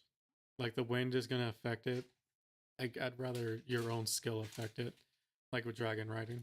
into Throne and Liberty. Between the grapple hook, the gliding, and the transformations, getting around the world should be a lot of fun. The game plans to play differently between day and night, Unless there's like workarounds for that wind, like you're kind of like can't really do anything about the wind. as well as when it's rainy or sunny. Skills and abilities will perform differently. Throne and Liberty will also feature siege battles. The siege battles look like they will be a significant part of the game, much like they were in Lineage 2. Just look at the footage on the screen right now. It looks like it's going to be That pretty looks so epic. cool, man. Apparently, even the siege battles are going to be affected by the weather. For instance, certain passages into the castle won't be available if it's rained, That's as like they'll be freaking flooded. Attack on In Lineage Titan 2, level when stuff. guilds won That's siege really battles, they'd cool. end up controlling that castle or town for a week or two, I don't know. I think people's computers are going to melt if you're having that many characters. usually profiting heavily until it was allowed to be sieged again. At this point, they would have to defend it. It was a massive part of the game, and the spread out nature of the siege battles allowed for a nice balance of PvE and PvP content. Game looks It's going to really be cool, interesting though. to see how much of the PvP in Throne and Liberty is inspired by the Lineage 2 siege system. And if you recall, these are the same systems that have heavily inspired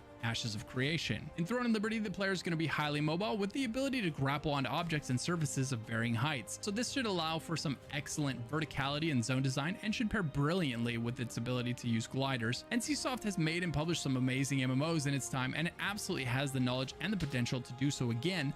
When I talked about this game 6 months ago, it was slated to be released at the end of 2022, and I speculated that since we still didn't know anything about it 6 months ago, it was going to get pushed back to 2023. And sure enough, they announced their partnership with AGS and pushed the release date back to 2023. And here we are at the end of 2022, approaching the beginning of 2023, and we still don't know anything about this game. So here's hoping they drop some big information about this game to the west so that we can start getting excited about it. Next up on the list is Ashes of Creation.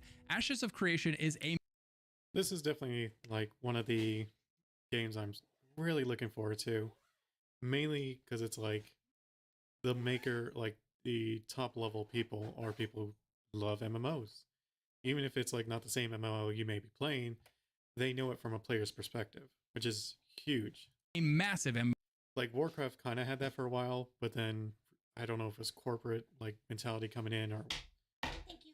like making them assume you have to keep a player engaged at all times with like crazy grindy stuff. But yeah, I'm really hoping they learn from WoW's like recent mistakes and don't do any of that. MMO featuring a beautiful, seamless open world, and is set to release on PC with no current plans for console. As of right now, no official release date has been announced, but we still know a heck of a lot more about this game than we do Throne and Liberty, which is set to be released next year. This is thanks to the fact that the developers have put a lot of effort into keeping the community updated on the progress of its development. Yep. This has allowed creators Narc is a great YouTuber to watch if you want to keep updated on Ashes of Creation. and the community to give their feedback every step of the way, which I've thoroughly enjoyed participating That's in, funny. with Asmongold This falls and even apart. Steven Sharif himself weighing in on my video. The Too Long Didn't Watch was basically that since the game is an open world, always on PvP MMO, it's important to make sure that the losing side is able to enjoy the game. Otherwise, it won't be long before the winning side doesn't have anyone to play against. Protect the players from excessive griefing or risk losing them forever. This has been a common problem with this brand of MMO, but I think if any Yeah, because like even New World, like I tried the PvP New World, and then I know they try to make it as fair as they can, but man, I don't know if this guy was hacking, but he was literally killing me with the gun, like from a crazy distance, just getting nothing but headshots. And I was like rolling, like dodging, still nothing but headshots. Like he killed me in like 4 seconds. And there's nothing you can do because he's that far out. So it's like, obviously they can't nerf the gun to where it can't do any damage, but at the same time, it's like, how do you fix that? Because I couldn't do anything. He was spawn camping. So it's just like, I don't know, just felt really, really crappy. always on PvP MMO stands a chance to succeed where the rest have failed, even when like 3 people spawned at the same time and we all rushed him, he killed all 3 of us. It was freaking crazy. I mean, it's kind of cool that a good enough player can do that, but at the same time, it feels like you literally can't do anything to that player. It's Ashes of Creation. Unlike many of the games on this list, Ashes of Creation has already had a very public and very successful Alpha 1 back in July of 2021, where players were allowed to play and stream and make content about the state of the game so far. It was both a confirmation of the fact that what has been made.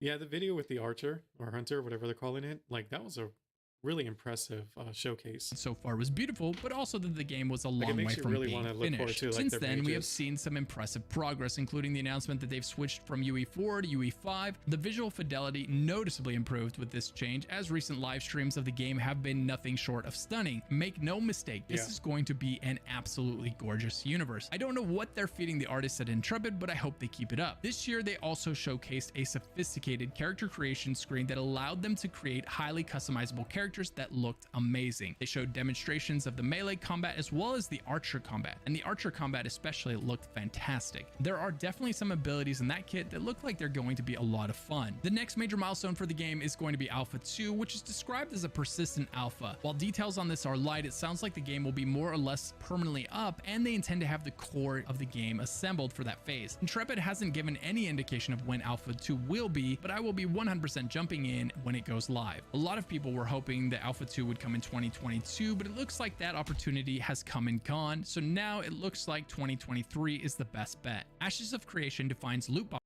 I think if it is 2023, it's going to be late 2023. I have a feeling that it's not really close to being fully complete, or at least release ready. Boxes, XP potions, and like I have no doubt they'll do some testing, maybe even 1 or 2 public testings. But it's probably late 2023 if I had to guess. Inventory problems as pay to win. And in my opinion, that is a massive breath of fresh air. It looks like the monetization of Ashes of Creation will be 100% above board. This is just one more reason I think it stands a fantastic chance of succeeding where its predecessors have failed. And is honestly, the pay to win model doesn't really make too much of a difference whether the game fails or wins. Only because it's proven that games with it can succeed. Lost Ark, Genshin Impact. Even though Genshin Impact isn't an MMO, the game is like insanely big and it's insanely pay to win. Is one of the major reasons I'm rooting for it. The best skins will be earned in game, and if I understand it correctly, it looks like the weapon cosmetics won't even be available in the cash shop. They will be earned by playing the game. The game will be sub to play with no box purchase necessary. Combine all of that with its beautiful world, traditional MMO design, and ambitious scope, and you can instantly see why Ashes of Creation is currently one of the most anticipated MMOs today. It will feature the holy trinity of tank, healer, and DPS. I've always thought the holy trinity needs a rework, honest, because when you have to rely on getting a tank and a healer for most things, like, I don't know. Most people want a DPS. Like, I think Final Fantasy probably does it one of the best ways, but even then, I don't really see a big point in it. I think any character should just be able to tank with their own kit. You know what I mean? I don't know. That's at least how I feel, but combat can be a make or break feature for this genre, and after seeing the Archer playtest, I am incredibly excited. I can't wait to see what they have planned for the rest of the classes. Ashes of Creation is not... It's to the point that I'm like, okay, the Warrior Showcase didn't show too many abilities, but the Archer one does. So I'm hoping down the road they're going to have a Warrior Showcase one. Because Warriors, I mean, they got like a really cool whirlwind ability. Like that's really all a lot of warriors are going to want. So. Content to build a better version of what came before it. It also has some incredibly innovative features, including things like plans to have a dynamic world that changes based on player behavior. Specific nodes can be upgraded to unlock new content and new resources based on player activity in an area, which means that every server could look completely different from every other server. Which nodes have metropolises and which nodes have wilderness, that'll be decided by the players. If the community spends enough time in an area, they might uncover a dungeon or a raid that was previously not available. I hope that they somehow hide some of the mystery from the player base so that we don't all know which nodes need to be leveled up. Because let's be fair, players are going to do everything they can to abuse that system. You know what I mean? Like, they're going to exploit the crap out of it. So if there's any bugs or anything like that, players are going to really, really get into it. I don't know how it's going to play out because I have a feeling it's like they're going to need to do some insane testing to make sure that's no crazy issues happen because of what players are going to try to do on day one for the best loot. As of right now, Ashes is already a long way into its development, but I'd guess it's still at least 3 years from being complete. It's worth noting that it really does feel like 3 years. That's quite a while. I would say 2 at most, if I had to guess. I think next year, late next year, they would have a pretty solid release date window. Intrepid has ramped up their progress this year with one incredible live stream after another with details of their recent progress. This is definitely one of the more unique and interesting MMOs to follow on this list right now, especially if you're a fan of good PvP in an MMO. Next up, we have Riot's MMO that takes place in the same world as League of Legends. Riot has announced that they are working on an MMO. This excites me because Riot reminds me a lot of Blizzard from the early 2000s. Everything they make seems to turn to gold. They made it like literally, if there's going to be a WoW killer among the games coming out, I don't think Ash is going to do it. It could, but I just don't see it. I think the Riot MMO is going to do it. If any of them are going to even come close, it will be Riot's MMO. An entire fictional world in League of Legends, and now they're turning that into a TV show and an MMO. You can draw a lot of parallels to the way that Warcraft 1, 2, and 3 were turned into a MOBA and a movie and an MMO. It's exciting to think that any of the MMOs on this list could be the next one to capture the genre the way that WoW did in its prime, but Riot's track record so far suggests that it's definitely one of the most likely candidates to succeed. Simply put, you also got to remember, Riot by itself is a brand name that millions of players already know about. So it doesn't matter what they release, they're almost guaranteed to get a few million players to at least try it. And with MMOs, the more players, the better, basically. So, I mean, that was with Warcraft. Like, you had StarCraft, like, their games were just known in the gaming, like, gamers. Like, if you didn't know freaking Blizzard games, you weren't really a gamer. Obviously, I mean, that's, like, not completely true, but in a sense, it actually is. Like Diablo, Warcraft, StarCraft, like those were like the 3 juggernauts. So it's like, if you didn't know about any of them, like, did you actually play games, especially PC games? Or like, it's just kind of crazy to think about. It's a similar to Riot's situation now. It's like, if you don't know about League of Legends, you don't know about Valorant. Like, do you actually play on the PC, like, at all? So yeah, I mean, it's the same thing. They're gonna have like a ton of people want to play. I mean, even Amazon, dude. Like, Amazon didn't really make any games, but New World like had a ton of players playing it, mostly because who doesn't know about Amazon? The name alone is gonna bring in players. Riot has the talent and the money to make any game they want, and has the track record of doing so with excellence. Not only that, they have a built-in player base ready to try the game the second it drops, just like Blizzard did when it launched WoW. Almost everything we know about the game so far has been taken from the Twitter account of Greg Street, aka Ghostcrawler. As of 2021, he said that most senior roles were filled, and he said that he would go as far as to say lead rewards designer is one of the most important roles in this or any MMO. I can't explain how hard I agree with this comment. It's mind-blowing to me. Lead rewards designer. To a degree, it's important. It's important to not mess it up, but it's not important to be the best, if that makes sense. Like, as long as it's not terrible or bad, then it's usually okay. As long as it's okay and up, then that's fine. Obviously, the better that turns out, you know, the more long-term, I think you'll retain your players, but it doesn't really matter. I mean, Final Fantasy is a great example of that, where their reward system is pretty good. Like, it's not amazing, but it's like pretty dang good. Probably one of the better ones out there. But it still can't like retain a player base like at all times. Like, they expect you to go and play other games.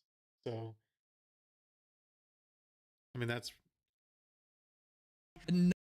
as long as when you're playing it, does it feel good to get the gear while you're playing. Number of MMOs that don't understand that rewards are what drive the MMO players to continue playing after they hit max level. Failure to create exciting rewards, or worse yet, putting all of the exciting rewards in the cash shop will always put a lower ceiling on the. But that's the RPG nature of MMORPGs, is the rewards. Like, League of Legends doesn't really have that. Like, your reward is the victory, basically. Your one-on-one fight you just won, or the team fight that you played a crucial role in getting the victory. But it's not like you get that much out of like the victory in terms of rewards. It's not like you get like a whole new character every time you win. Like, it's slow increments to getting stuff, but I don't think that's why most League of Legends players play the game. At least not when I played it.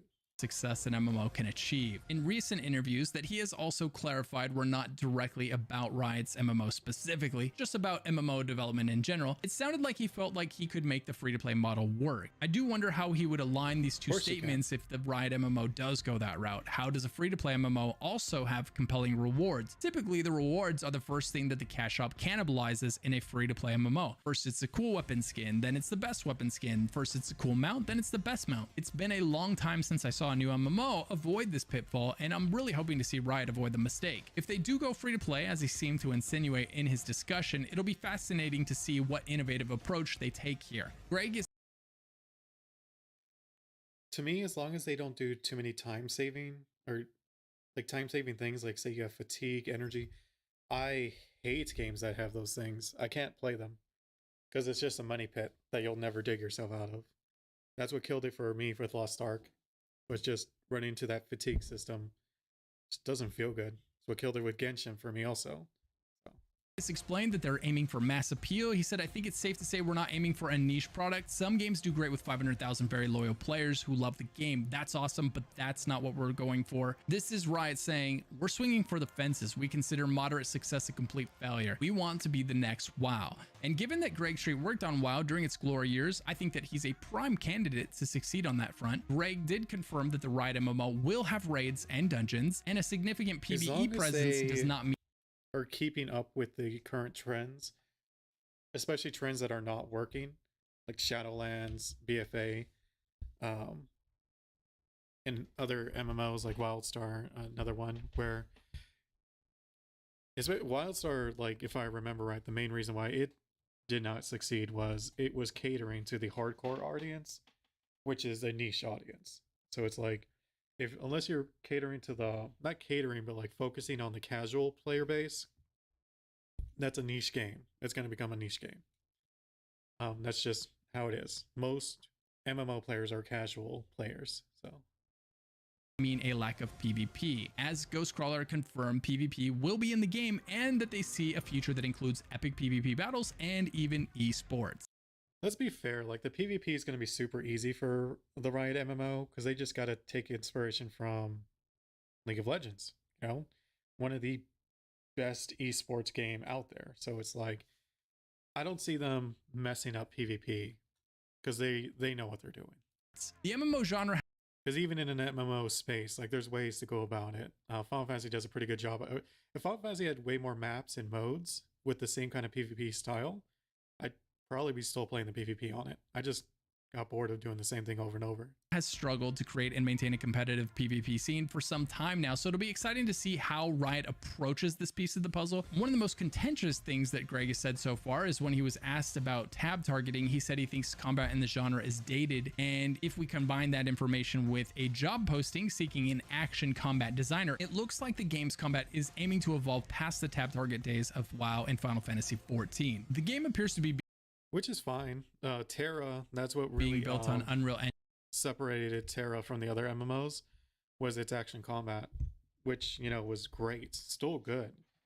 A lot of people still play the private servers just for that feeling. And I think the main reason why Terra failed was that they weren't investing back into the game as much as they should have. It felt like the content was very sparse. I didn't really feel too engaging in terms of that reward system that they were talking about. So, Engine and is hiring developers with Unreal Engine experience. Based on what we've seen from Ashes of Creation in UE5, I can't wait to see how gorgeous Riot's MMO looks in that same engine. I have a feeling Riot will go a much different direction with its art style, so I'm guessing it's going to be a lot more. Because if they're going to learn anything, they're going to know that, especially if they're devoting this level of like finances into it, like I think the Riot MMO is going to have like an insane budget compared to the other ones. Not that the other ones are like low, but let's be fair, Riot can throw some pretty weighty dick around when it comes to money. So it's like, you know, they're going to go crazy with that. And if they are, you know, if I was on that end where I'm making those decisions to put in that level of money, let's be fair. And like artistic, graphics is going to last longer than the hyper-realism ones. because it's always going to get more real like as time progresses. So it's like, oh, like Warcraft. Look at Warcraft's graphics don't look that bad, even though they kind of is. It doesn't look that bad to play it because it's an artistic style. More cartoony or stylized than say Ashes of Creation. Yep. It's also been confirmed that the game will have the Holy Trinity, and in League of Legends, Riot already has like a style to their games. So it's like to deviate away from that could upset like a large too many people that are already fans of their games. So there's really no benefit in like doing the hyper realism. They should just keep their current style that they kind of have going with across their games and their cartoon. When asked about the Holy Trinity, Greg says it mostly works, and it sounds like he intends to build group content with that traditional tank, healer, and DPS setup. Yeah, there's no reason for them to branch out from what works. The Holy Trinity has worked for so long. I think there should be changes to it, but at the same time, are you going to gamble the MMO, your MMO on it? Kind of not really something you want to do. I think if they lean towards Final Fantasy's way, where even if you're a tank, you're still doing pretty decent damage. If you're a healer, you're still doing pretty decent damage.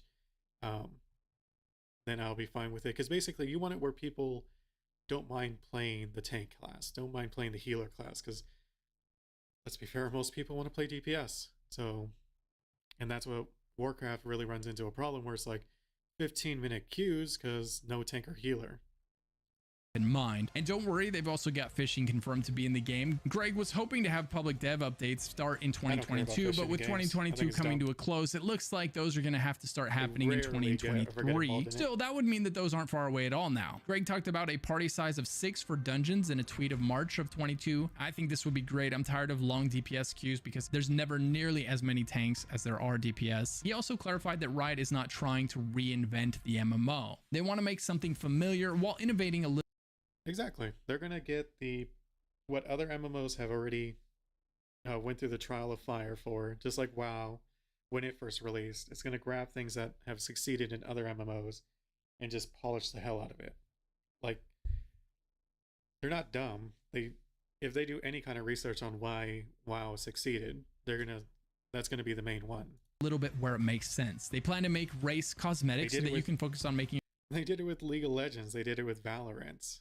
Like, both games took existing ideas of that type of gameplay and just polished the hell out of it. Your character how you want it to look. Now, this doesn't mean that you're losing a choice. It means that that choice is going to take place somewhere that doesn't dictate how your It's better to be the best at something than the first. character is going to look. As of right now, we have no idea when Riot's MMO will be released, but based on other games in the category, a 4 to 7 year window seems reasonable, which would make the game due for release around 2025 to 2028. Good thing there are so many other MMOs on this. I would put the release window closer to 2025 than 2028, only because there's only so long you can keep a game hyped for, and I'm sure they know that as well. It was the same with Valorant. Like, they didn't wait a ton of time. Like, they released it fairly quickly after like announcing they were working on it compared to other similar titles. So it's, at least to me, I think it makes more sense that we're probably looking at 2025 to 2024 release. Could be wrong, but that's what my hope is. List to hold this over because that's too damn far away. Next, we have the ZeniMax Online Studios MMORPG, or at least that's what we think they're making. This next one's pretty interesting. ZeniMax Online Studios, the developers of Elder Scrolls Online, is working on what appears to be multiple projects, and one of which seems to be an MMO. Concrete details are very light on this one, so forgive us as we delve into some I think I heard about what he's going to talk about, but there's like literally nothing to go on.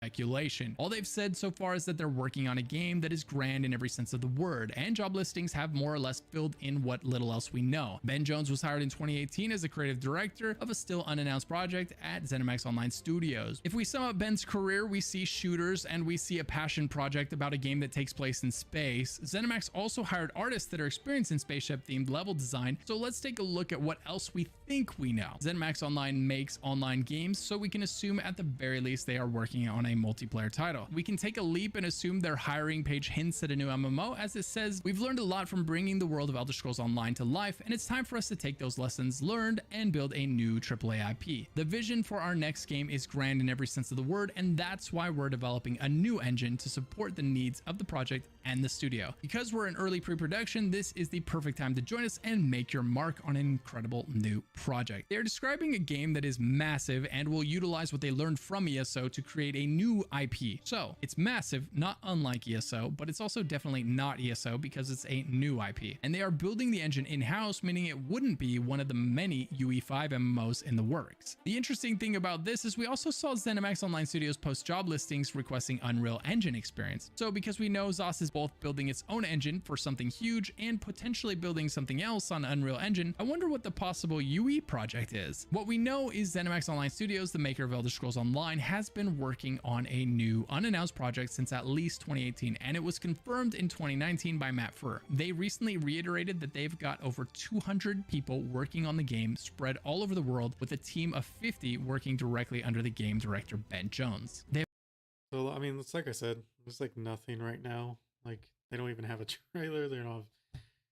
Yeah, this, we're looking at like maybe 8+ years. 6, I would say at the earliest 6 years. Described it as grand and massive and benefiting from their experience making ESO. They have hired people with experience with space-themed things, and rumor mills are suggesting something space-related. One of their projects appears to be an MMO on an in-house engine, while the other appears to be something being built on Unreal Engine. Both are likely to be online games. The grand in every sense of the word project is 4.5 years into development. ESO took 7 years to release, but only took 5 years to officially announce. That means 2023 is looking like the perfect year for ZOS to announce what the new project is. Look at all of that. I mean, what a lineup. But that's not all. Then there's the titan of the genre lurking silently in the foreground. Blizzard still has what is arguably the biggest MMORPG in the world. They haven't announced it yet, but if you think they aren't working on their own successor to WoW, you're crazy. They've already tried once and scrapped. I don't know about it. A successor to WoW, but I don't think it would hurt them to delve into another MMO. I don't know if it's like a successor though. I don't know if that's the right wording I would use, because it's like I don't see them closing WoW for the new one. Wrap the project, turning the remains into what we now know as Overwatch. No doubt they've started anew. Blizzard has millions I still think they can release an MMO based on Overwatch.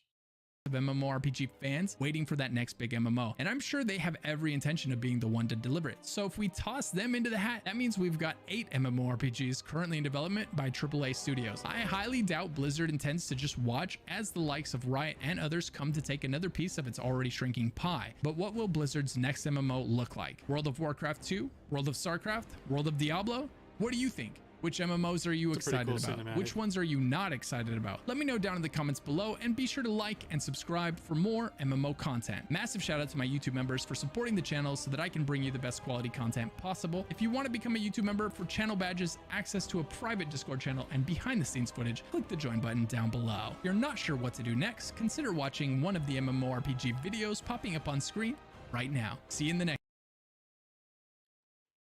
Yeah, that was...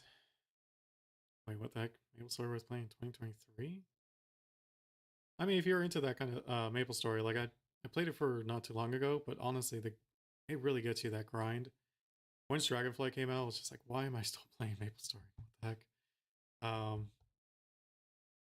It's a good video. I don't think I really agree with this Never Looked Better, because there was a time when this was actually the norm, where there was like freaking dozen MMOs all being like announced or worked on. So it's not a dying genre. I don't think it was ever dying. I think it was more like developers were hesitant on investing into it just because you know, so many failures prior to it. You see a bunch of people failing at it. Is there a reason you're going to invest the time and money, especially with an MMO that requires enormous amounts of both? So, I mean, some of these are definitely I'm looking forward to. Soulframe, Arcades 2, and what was it? Throne and Liberty? Ashes Creations. Yeah. I mean, I'm looking forward to most of them, not gonna lie. But I think the ones that are gonna be coming out sooner than later is gonna be like Throne and Liberty and Ashes of Creations. I think those are like the only ones that are like really close to releasing. I don't know about Arcades too. I think that's still a ways. But yeah, really good video. Let's go ahead and move on to the next one. New free MMO, mutating dungeons, Wayfinder. Okay. Yeah, and this was even talked about, was not even talked about by Lucky Ghost, so let's take a look. The gloom. Its arrival brought chaos. But we found a way to control it. Art style looks okay.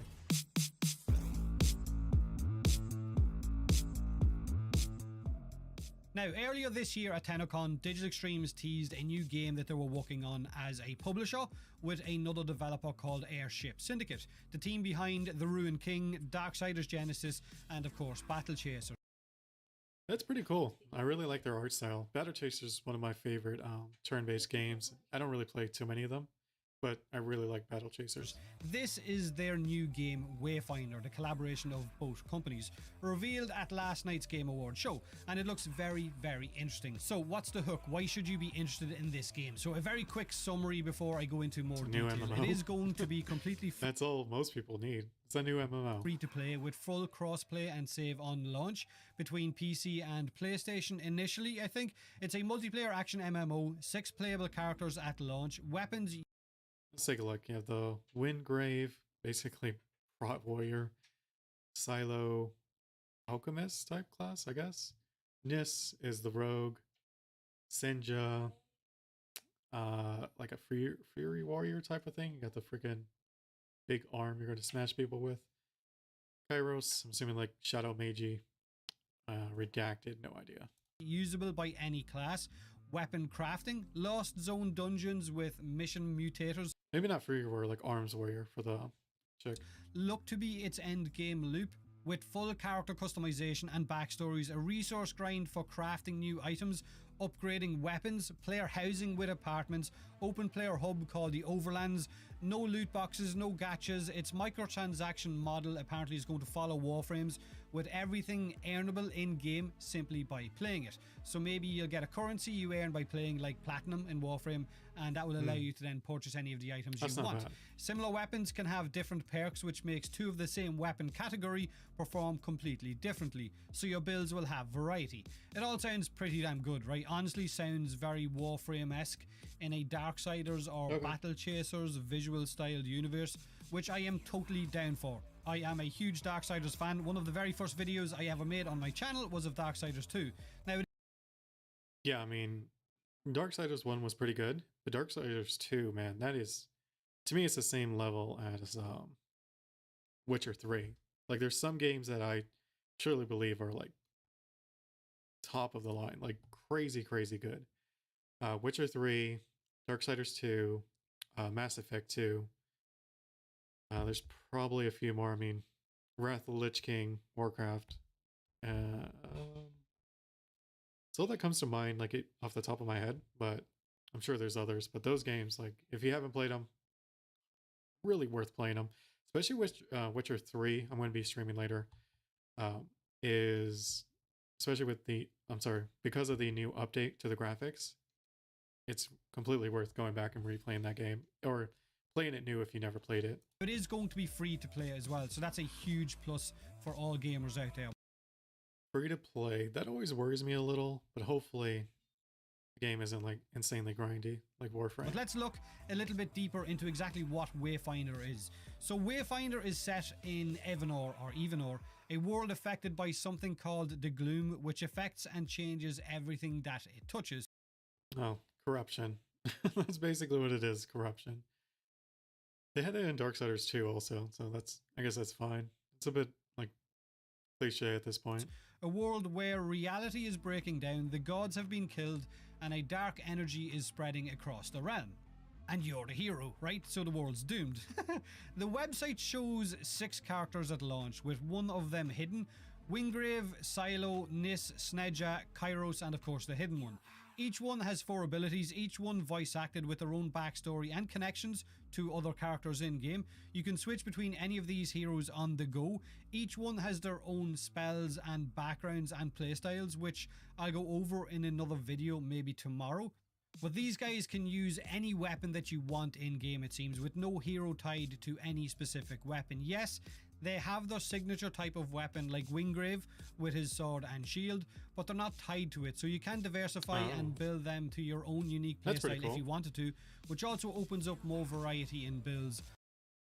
I wonder how that's going to affect it though, because a lot of times when games have stuff like that, like people build broken builds, like really OP builds, and then they get nerfed into the ground, which always feels bad. So I hope they don't go that route. I hope instead they just buff other builds to kind of match it, or maybe a slight nerf to the OP build while bringing up the other ones so it doesn't feel as bad with the nerf. It just feels terrible when you invest into a character that is like OP. Yes, everyone, but let's be fair, everyone wants to make an OP character, and then the game developers just nerf it into the ground. So you could use Wingrave with a rifle. Maybe most people his will just quit the abilities game can at give that some point. kind of a unique buff to using that rifle, who knows? But currently there are 4 weapon types with dual blades, sword and shield, rifles, and two-handed melee weapons, which can be used by any character, with each weapon having their own ability. So one dual blade could slow down time, while another dual blade could give you a unique dash ability. So similar category weapons, like I said, don't have the same ability. In Even Or, we'll be using a special gloom dagger to rip open what looks like a portal from the trailer, and this seems to be the mission selector where you choose which mission you're going to run. So in Warframe you have the star chart, which then loads you into the mission you want to run. In this it's a magical dagger. But on the mission select screen you see the destination, but you also see mutators underneath that destination select, while also having the description of the mutator over on the right of the screen. That's pretty cool. And these can be a variety of different things, so no 2 adventures will be the same. The mutator we seen during the trailer was shadow puddles on the ground will heal enemies that stand inside it. Another one was enemies enrage and explode on death. So missions sound like they'll have a little bit of variety to them, while also being randomly generated areas or zones. And I'm guessing this is something like Torchlight should have really leaned their game towards, in my opinion, because this has like a Torchlight feel to it, and I know they were trying to make their own MMO. But man, that new Torchlight is rough. Increased difficulty will mean better loot, but this is what a typical mission loop is, according to the Wayfinder website. You will enter your lost zone, you will fight the really creatures, interesting. You will collect resources, then you I'm can give this complete a try area when it comes events, out. you can explore the zone, complete quests or jobs that you have, RPGs, hunt the boss of that zone, which is like a big boss, and then locate a new It's like a stylized PoE destination. So it has events in the zone, kind of maybe like Destiny or Wave Defense, Horde. It's also not like completely minion, like crowding the screen. Survival, who knows? Maybe something similar to what Deep Rock Galactic has, with random events being in random generated zones, which would be cool, where we can choose to complete that event for extra loot or not. So again, more variety. Lost zones apparently won't be soloable according to the website, but we'll see about that. Gamers have a habit of proving developers wrong and saying, oh, you're saying we can't do that? Well, we just did. Pretty much, yeah. If there's kiting in the game, almost guarantee there's going to be people who can solo it. Especially with the level of build diversity they're saying is available, it's almost a guarantee someone out there is going to find like a broken build that's just going to be either unkillable or going to do like stupid amount of damage. But they do go as far as saying story missions, daily, weekly, and side quests can be soloed, but it is a co-op game at heart, so it's going to be better experience playing with friends. Yeah, that's always like something a lot of games claim, but then most people play it solo anyway, so if you have any. In the earlier dev video that we were shown back at TennoCon, we did get to see weapons being worked on of different grades. So like other MMOs with green, blue, purple, gold variety of weapons, epic, legendary, and so on. So the weapon design looks amazing, with weapons having their own distinct visuals and names, but also the character customization is a thing which will allow your heroes to stand out and have your own personal, I guess, distinct touch. The abilities don't look too good, especially compared to other games like Genshin Impact and Blue Protocol. To them. Some of this customization now, I am assuming, right, because a lot of games do it this way, will be tied to microtransactions, however, but maybe you can earn them in-game as well, because like I said, they are following Warframe's model of everything that you see in-game, you can get simply by playing it. But that's what we know about Wayfinder so far. There is a closed beta next week, but it's going to be under NDA, according to their website. So go ahead and sign up for this if it interests you, and you could get a hands-on and get to test it yourself. The game is...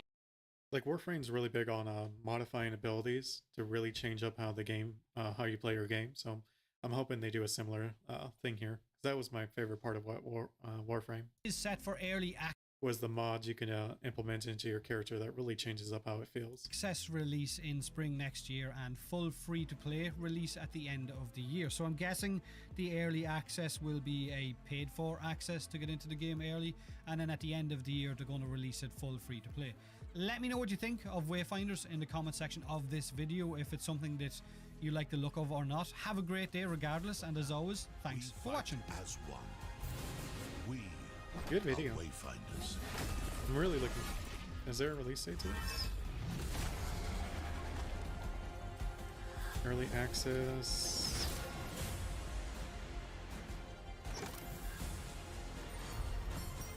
Let's take a quick look. See if they got anything. Fall of 2023. Okay, so next year. It's not too far. It's good.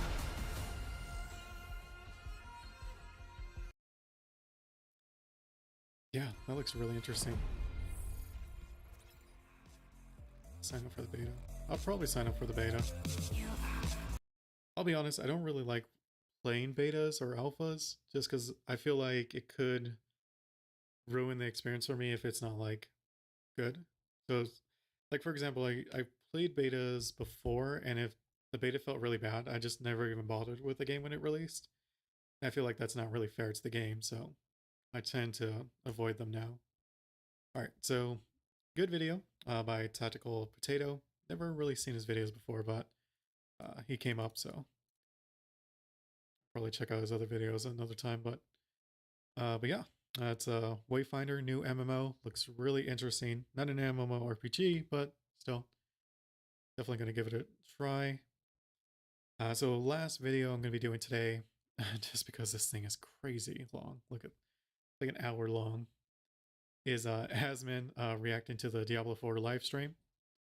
I think I'm definitely not alone, but Diablo 4 is looking amazing. I really can't wait for it. I've played all of them. 1, 2, 3. Diablo 2, of course, being the better one in my opinion. But 3 had probably the best combat. Not gonna lie. But I like 2's overall like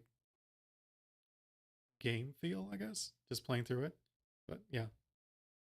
Like I said, our first... Oh. Let's start from the beginning, yeah. I have returned to hell for you. So fucking badass, man. The way he says it's badass, but at the same time, like, it could be he becomes like a Giga Chad or a complete simp. Because it's like, did he go to hell just to hook up with her? Like, what the heck? I think depending on how they go with that is really gonna like skew people's perceptions of what's his name, Andariel or whatever. Oh, there they are. Hey. I'm joined here by Joe Shell, There we go. the game director for Diablo 4, and then I have Joseph Pipora, who's the Aslan, thanks for 5 subs. director of Diablo 4.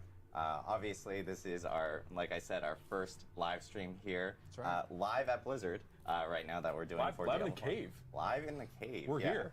You guys are seeing it for the first time. This is our brand new That's studio that we'll be doing live streams from going. I'm noticing he's looking at this guy a lot. I don't know why.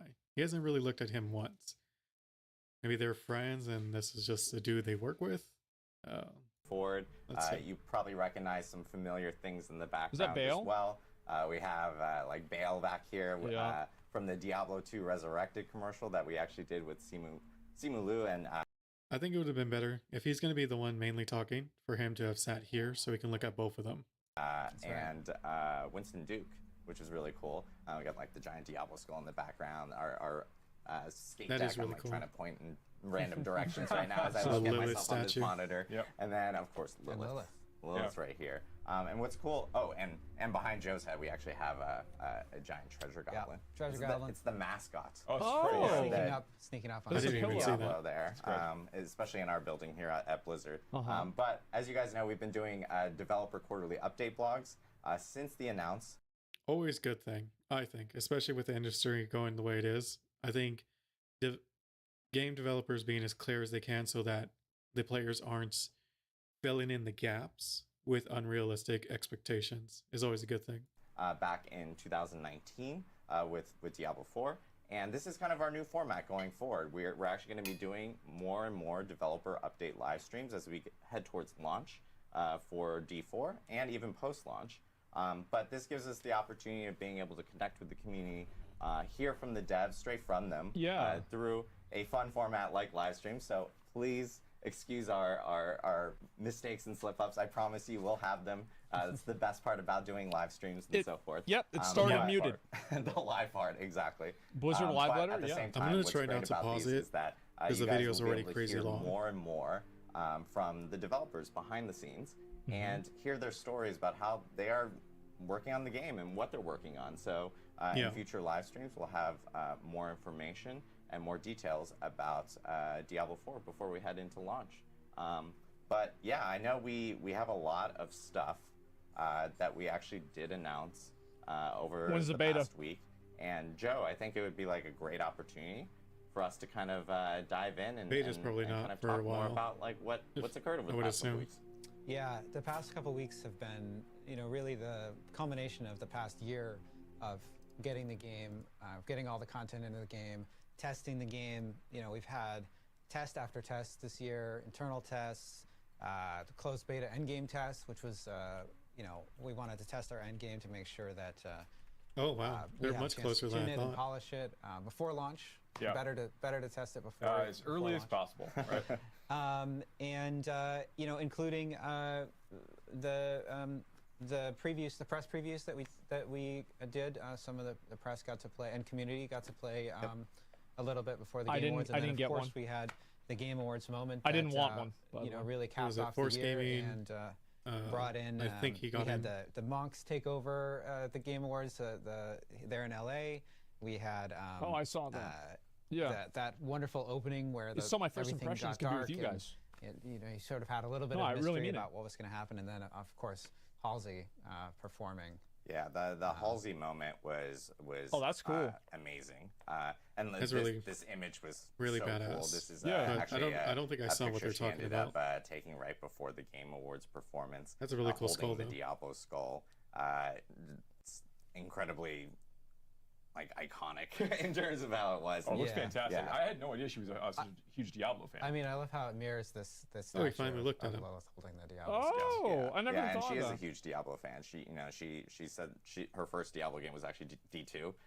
So it's pretty cool to be working with Good her game to start and having with. her perform her song Lilith. Really good game. There at the Game Awards and having that cool That moment is as we led badass. into D1 was a bit rough. the reveal of the trailer and of No, I course bet it's true. A lot of people the played big it. announcements at the Game Awards being the release date for Diablo 4, which is we can finally say That's right. which Yeah, is sorry, June June. 6, Yeah, yeah. 2023.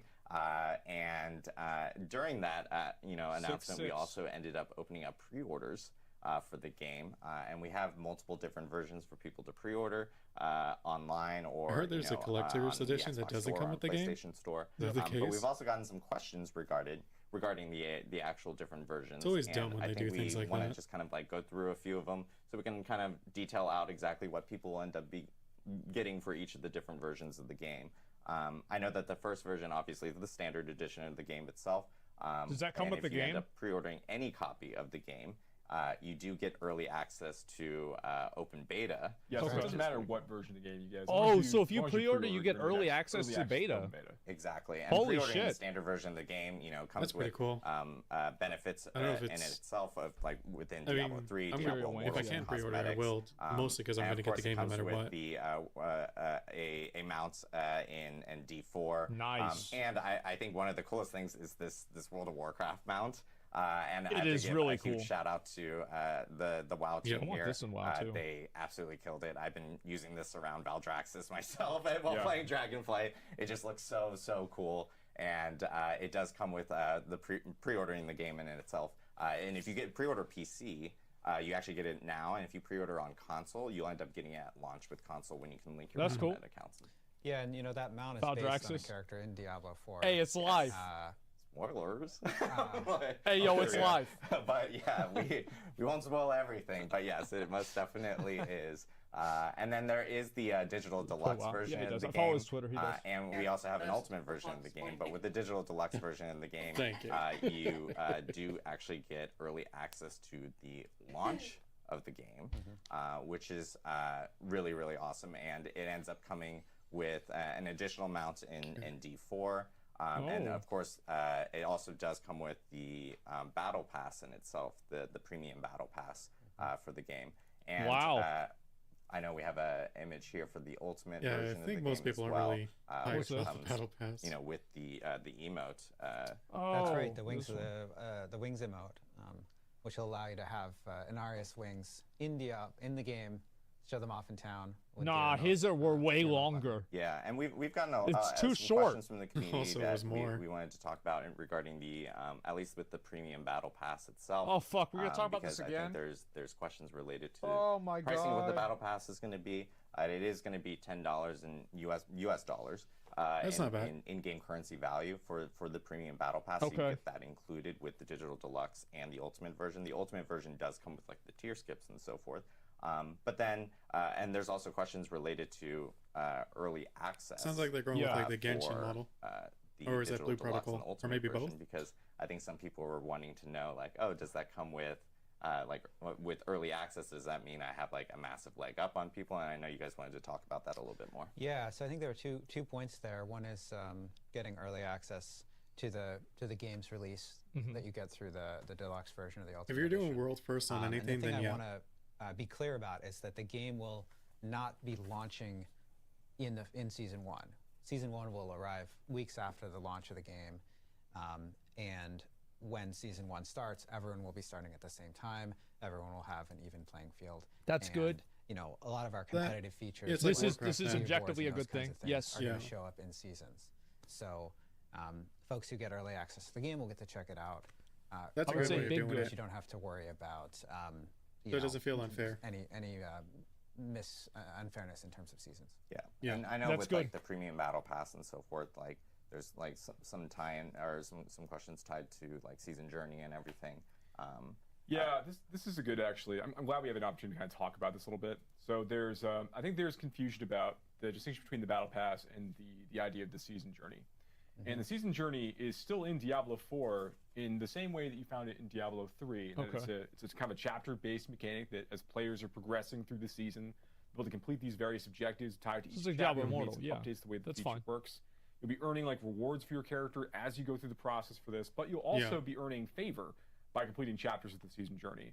Okay. And that favor is what drives some of the progression for the battle pass itself. So just by playing through the game normally and completing some of these objectives and earning this, Yeah, that's how earning these most battle rewards for your passes character, work, you'll though. also be progressing your battle pass more quickly, which is great because even if you don't buy the battle pass, and there are still many like items in the battle pass that are still available for free. You'll just get access to as you rank up the battle pass anyway. Okay. So even if you don't spend the $10 to purchase the premium battle pass, you'll still get like some minor cosmetics and a few like gameplay like boosts that you'll be able to earn during the course of that experience. But even those boosts, you know, like let's say you get the accelerated version of the battle pass, you know, a few extra tier skips that come with the game initially when you start playing in season 1, which is again when the battle pass would actually start. Yeah. The like these gameplay boosts have a character level requirement attached to them in addition to the tier requirement. So just you know, if you've managed to purchase a few tiers or if you progress that more quickly, you'll still have to have a character with the appropriate level to make use of any of those things. it's really, really important to us that we balance the things that you can find in the battle pass in a way that they're compelling but still very fair. We don't want to have any situations where players can feel that they can pay to win. Yeah. And it's the feeling that really matters. Yeah. All of the seasonal content is completely free and it's not attached to the battle pass itself. We're gonna definitely do another one of these streams at some point, just to talk about like season 1 and maybe seasons more generically. Yeah, I want to hear about that. Like we've had like blog posts and things. We've talked about this more recently. That one's gonna be an interesting stream. Reiterate, Looking forward to that. Seasonal content, like our big season updates, are all. I'm gonna try not to eat into the microphone, but I'm hungry. Filled with new like progression mechanics, new monsters to fight, new challenges, new quests, new content to go and consume. There's a lot to look forward to. All of that is completely comes with the box price of the game you've already purchased. Yeah, and as Joseph just mentioned here, like if you want to learn more about the Battle Pass itself, feel free to like check out our blog back in August where we kind of detail out a lot of our plans on that. And of course, we do plan on talking more about seasons here in the future because people are going to want to know what season 1 is about, and we'll have more information as we get closer to launch. And we're excited to talk about it, frankly. Yeah, and there's some incredible cosmetics in the Battle Pass. Oh, thank God! Battle Pass, but no power. You have to prefer. Yep, no power. And then the next big thing that I do want to also mention, of course, with the pre-ordering all the different games, is the. Just gonna pause it real quick. I really wish they would make anything that's in the battle pass like achievable, like in the game. Like if it's a cosmetic, it's just a rare drop. You know what I mean? Collector's box. And I know we've seen a lot of chatter about this because of like all the cool items. Does it have a real demon in it? We did want to. Yeah, we have an image right here. I mean, it looks amazing. Blizzard, send me one of these. We did want to clarify in that the looks really pricing cool. of the collector's box. Right now, it is priced at $96.66, and it will be available on the Gear Store in North America, EU, UK, and Latin America after the stream itself. And then in Australia and New Zealand, Adam, send me one. They will have those available at select retailers for people to actually pre-order as well. So there is going to be options here for people to check out or purchase the actual collector's box. There is one other question I know that a lot of people are have asked about, like, hey, does this actually come with a copy of the game? It doesn't. This is just a collector's box of all the items that are inside, like collectible items that people would want related to. I think that's weird. They should include the game. A little bit of. Because at that point, it's like maybe even have 2 versions of it: one that has the game, one that doesn't. Because that's just weird that it doesn't have the game. I don't know when that started happening, where collector's editions wouldn't have the freaking game in it. It's kind of dumb. Flexibility too, because you can actually end up getting a standard version of the game and a collector's box if you prefer, or you can get the ultimate version. Yeah, they should just give people a standard version. Kind of mix and match depending on exactly what you specifically want for your own needs, because you may be like wanting all the collectible items and as opposed to all the digital items or so from that end. But what's even cooler is that we actually have a collector's box here. Yeah. Okay, let's see it. So How we big do want is to show it off for the first time. Look at this. Yeah, this thing is massive. And you open it from the middle, right? So we're gonna go through a few of the items here. This right here, obviously, is the box with like the gates of hell opening up. So you open the We're gates. trying to adjust it for the cameras to make sure people can really see. Exactly. Professional hand models here. Everyone. Oh yeah, clearly we're very good at this in particular. But it's really neat in that even it just opens up like the gates. Yeah, and sure. I think there's a plan to do more. Have like correct. Yeah. More of an unboxing video. We're gonna show off some items here, but then after this stream, that's pretty cool. We are most definitely hoping you guys actually check out the Diablo YouTube channel, because the Diablo I don't think I'll get it myself, but I like the idea of stuff like that. Have a full unboxing of all the items and give you like a little bit of a closer look and details and so forth. But just we give me do one. want to show off what we can. I'll do it for sure. Yeah. So the first thing we have is like one of these prints. Right? Correct. Yeah. Well, there's 2 different prints that actually come, or actually I guess almost 3 different prints that do come with the collector's box in itself. Right. Of course, some people may be familiar with some of this concept art that we've actually shown off in the past, and now you'll have your own map prints of those. And then we have another one down here. I think for $100 they should include the game. Like, there's no reason not to. Loving couple. Seems odd. Yeah, it's the happy couple, right? The Inarius Lilith combo here of the concept art between both of them. Inarius in chains there. Yes. Again, so cool. Kind of wish it would also be a picture of like them together. Like that would be, and then I we think have better. the there's things. Yeah, we have the Horadrim pen as well, which is really cool. And you can be like, Jerry will know. I guess, material now in the story. So I put that on. Yeah, this is so cool because we had to build the Herodric. The Herodrim are a key part of the story of Diablo 4, and so we needed to design a symbol that appeared in game that was really iconic and part of a symbol of their order. Yeah. And it turned out to be quite important, and so we decided to make this this physical pin so that you could kind of be part of the secret club. That's right. There you go. So you too could join an order of secret demon hunters going across Sanctuary, trying to keep things safe. Exactly. I mean, This kind is of actually already one of my were absolute doing favorite things here that we're about to show. I want to make sure that I actually get it the right side up. There's a map. I did not. There we go. I like when Oh, they is this do like the how map big the side. map is?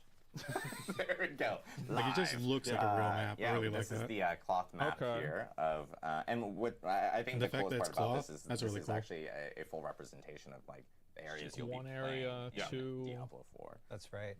I wonder how big this really is. When we went to build the world of Sanctuary for Diablo 4, one of the things we wanted to do is make sure that the game map had the feel of the kind of map that you would have that people made when they thought maybe there were a bunch of serpents in the water. Right. And so it was so cool to build all of that art for the map, and then getting to actually represent that as a physical object in the cloth map is so cool. And there are even more embellishments on this map. A lot of the art. It looks really, really nice. And all compared to a lot of the maps I've Yeah, the seen framing or is other so ones. cool, like Lilith's It's up at the really, top really and, good. like, kind of center frame there, and then of course, like we mentioned, like there's points in the game like Scosland, Dry Steps, etc. that are represented in the map that you'll actually be able to see. And when you open up the map in Diablo 4, it's essentially this, which is awesome. So yeah, I'm just a huge D&D and RPG nerd, so like anytime a game has a cloth map that comes with it, like I'm just so ecstatic. That is just cool. Hang that up someplace and just put it somewhere. Sure. So I'm really stoked to see that we actually have this. And then we have there's more. There's certainly more. We have the art book, which is massive. Yes. Here you go, Adam. I have the PoE and Elden Ring. I will art attempt to books flip too. through. Accepted awkwardly. Yeah.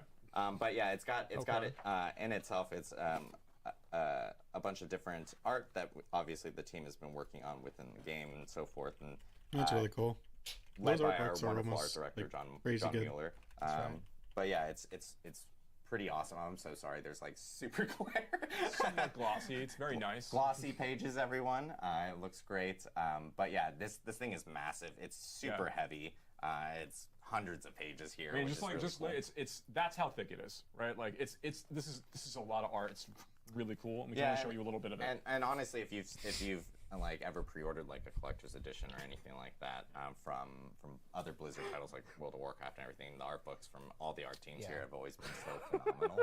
And that's just another. So that's not the last piece here. We have the candle. Yes, the Very candle cool. of creation here Candle is kinda included. looks dark, This is to kind be of like honest. the main centerpiece for the collector's box in itself. This thing is really awesome. It's pretty hefty too, and it's great because it's double-sided here, so you can kind of choose sides depending on what you would want. Lilith on one side and Narius on the other. Didn't we just do like a Twitter poll for like Team Lilith and Team Anarius? We did. I will say the results blew me away because I think if you asked me like a month ago, I would have said Team Lilith would have been would have crushed. Yeah, but it ended The at trailer. a 50-50 split. No, it's kind of weird. I so saw there that. are most definitely a That's good pretty mixture crazy. of fans between Anarius and Lilith. I'd rather have the Lilith statue in the candle itself background is really than cool. cool. There's a ton of detail Yeah. on the actual base as I'm covering it with my hand. Yeah. Hand model, everyone. Yeah. And then, of course, it's even got some extra details here on the bottom specifically. Fallen skulls. I sure hope You they can really include a see Lilith some of fleshlight.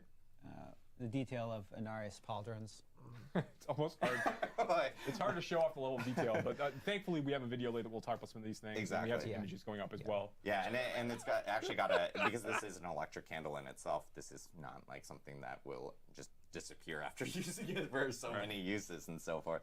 But it is battery operated. There's a switch on the side. I wish and it would so turn it forth, but on you can just to then see how have it looks.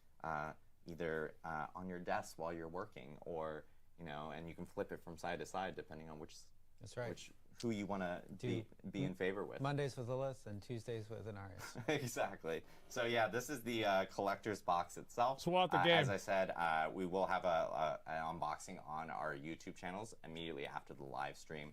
So make sure to check that out. And pre-orders should be going live after this live stream on the Gear Store. So, and that is in, again, North America, Latin America, think I'll get it, Europe, and the UK. Looks pretty cool. You can't buy it in North Australia Korea. and Korea, it will be available at certain retailers. So make sure to keep your eyes peeled for those specific regions and where those details are going to be. So this is the collector's box. So it's actually really cool. Super excited.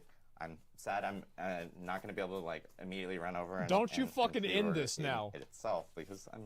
Okay, there's a stack of papers. That's only the first paper. But we actually have a lot of other things to talk Thank about, God. as you guys know from the Game Awards and what you probably saw in the beginning of the live stream. Speaking of which, I do want to apologize for our counter. It clearly looks like Belial has gotten to our counter at the beginning of the live stream. It was moving a little slow. Lord of Lies most definitely has taken advantage of it. But we did start perfectly on time. But at the Game Awards, we did reveal the new cinematic for Diablo 4. It's lit. And I think this would be just one more a good refresher, just in case if you're jumping into the live stream now. Almost always like thank God, now I can talk about it for a minute. A million times, but let's take another look at the Inarius and Lilith. Are they gonna have a live reaction? Oh no, never mind. Okay, I'm gonna turn it down a bit because we've seen this. Okay, so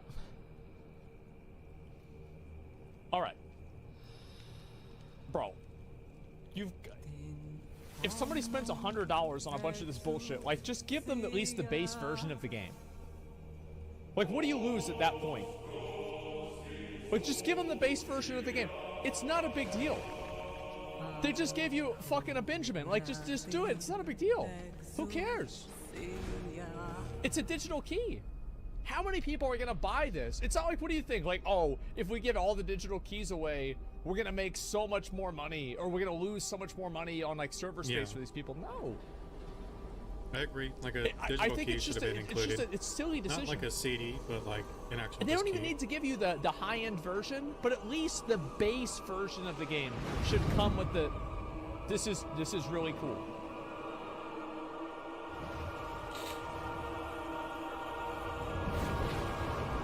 This is a really good cinematic. This is very, very cool.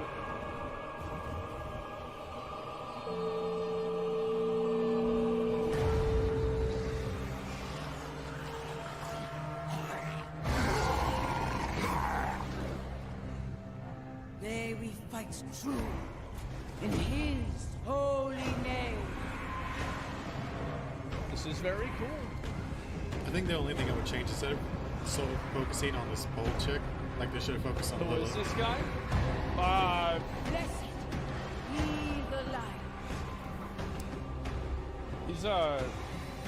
He's Lilith's boyfriend. You can see, obviously, it's a complicated relationship. Yeah, it's her ex-boyfriend. Yeah.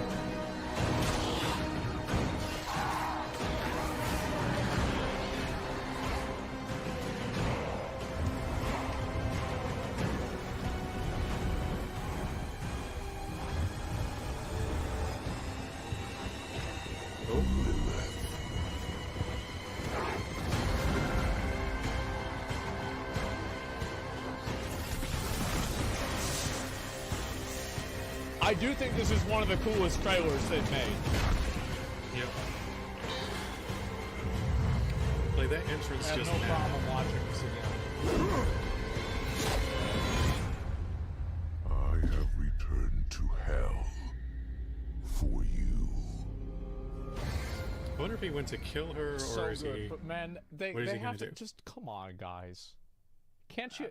A million times. I'm probably like half the views on YouTube in it itself. Are you? I am. You gotta give people the I am game. boosting the YouTube viewership all by myself.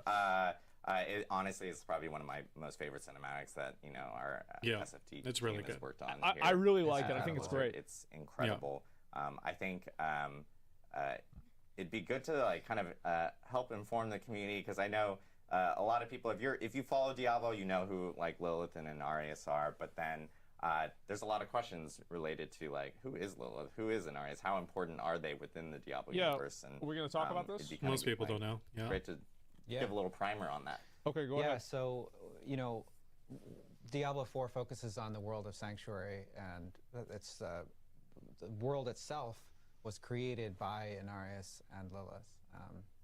The Diablo, the universe of Diablo, there's this eternal conflict between heaven and hell, with the angels on one side and the demons on the other side. And Inarius and Lilith got tired of this and wanted to have a third way, and they created the world of Sanctuary where the humans live, and Diablo 4 takes place. And sort of abandon their responsibility, sort of, right? Like they're expected to continue this. So did they bang or not? Certainly the take of pretty the sure demons they and did. Angels both. Yeah. Yeah. So absolutely. The Nephilim had did they get it on? Like, how did this happen? These wasn't two just characters, them, though. These two other ones. antagonists, are a central part of the story as you adventure through the world of Sanctuary.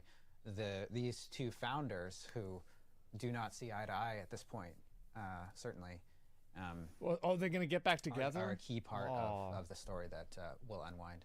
It's so a being able to romance. explore like Lilith as a character, explore Inarius as romantic characters, like their comedy. motivations, kind of what That'd led be them funny. to where they are now and why things are blowing up the way they are. Yeah, definitely very important to the overall story. Very cool to explore as well. Yeah, and I think like the cinematic showcases like amazing moments, especially for Inarius. I mean, he's very much center stage. Yeah. For He's kind of the fucking first time awesome. that people really get to see or experience him in a Diablo game, beyond just like the lore, the discussions, and so forth. And I think like just seeing his power and what he represents right there was amazing. Yeah, Inarius is a force, to be Yeah. sure. And it's so cool to be able to tell the story in a way that we can have really multifaceted characters that have real motivations, like you were saying, but also be able to represent the raw power of some of these characters like Inarius. Like when you think about that shot of Inarius' wings, getting to see them over the army. It was there, very cool. And Like spreading out super wide. Yeah. yeah, absolutely. And It was Angel lit. Wings have been such a beautiful part of Diablo games for a long time. I think back to the scene with Tyrael in the World Stone and how his wings were represented there. The way that they can move, they have kind of this quality that I don't think I've seen any other wings, angel wings, that are represented quite this way. They're just incredible. This is like iconic a to jellyfish. our angels in Yeah, Diablo, they're right? tendrils. Absolutely. Like a man Tendrils or of And life. then, jellyfish. That's of how it course, moves. they're not just visually cool. They're also functional. You can see in the cinematic we just showed, when he lands, he actually impales a number of Fallen off screen. Yeah. With his wings. Yeah, this is honestly one of my favorite parts, where Yeah. it's just like coming down and the Fallen are in awe, and obviously he's just impaling connection them, there. and That's really, really cool. His feet landing on the ground, and like the amount of impact he has while doing a soft landing is just insane. You can tell he's got something on his mind. He clearly has an objective. Yeah, wants he's to most fucking definitely go badass. towards it. We get it. It's just Oh, insane we to see know. the power that's behind him. And I think one of my other favorite moments is the kind of the pulse he sends out that like completely brightens up hell.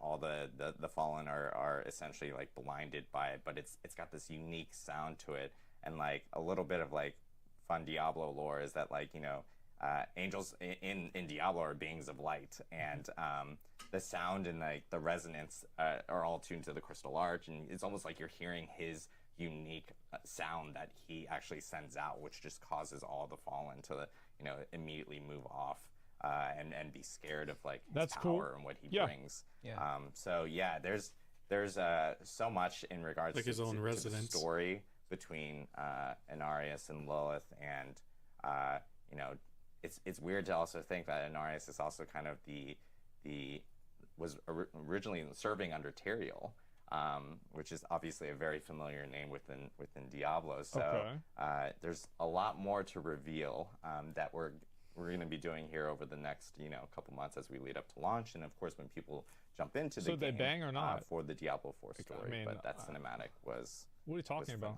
If they didn't, I know a lot of the other ones did, because they had followers on each side. The next big thing that we did want to talk about, and this is a huge part, because this is actually kind of a new thing that a lot of the community may have heard of, but probably don't have full details on, and that is the Codex of Power. Oh yeah, Codex of Power. What is this? The Codex of Power is a brand new feature that's coming into Diablo 4. How much does it cost? It's a gameplay feature, and Mr. Joseph Pipel. Oh yeah.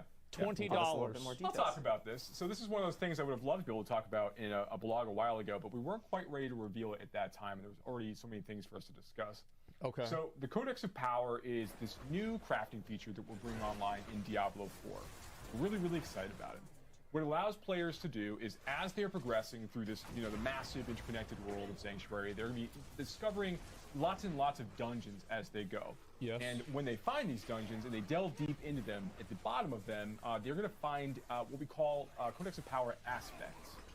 And an aspect in the Codex of Power is effectively a legendary power that's been put in this very particular form. Oh. And every one of these dungeons that players progress through in the overworld has a unique legendary power via the aspect found inside of them. It's like Ashes of War. What I love about that is that Ashes of War. You can create a new character in Elden Ring, and you can look at some of the powers that are I was wondering what he was these talking dungeons about. and say, okay, I really want to target this power. I'm going to go to this dungeon, get that power. Sure. So you're less dependent on well, I hope this power RNG. drops. That's actually a good thing. There are limitations in place, but Joe, to your point, that is. I think the only bad thing about it is that if the dungeon has the power that you need is way later in the story, it's not going to feel as good. Basically, the intent here, right, is to give players it's a deterministic way to get powers. Control over the nature of their build as they're beginning to go through those steps. Do we have Roger but Cube or the what? Codex of Power is a way for them to basically. I honestly think they could have done it a little bit better. Like, anytime you defeat a dungeon, you get a choice of 3, maybe 4, or maybe even more of what power to choose from. Because I think with this particular system, at least early on, it's not going to feel that good if you don't get a power that actually complements your build. So take these aspects, and then they're. So I guess they can work around it by giving more of a general powers early on, and then more niche powers later.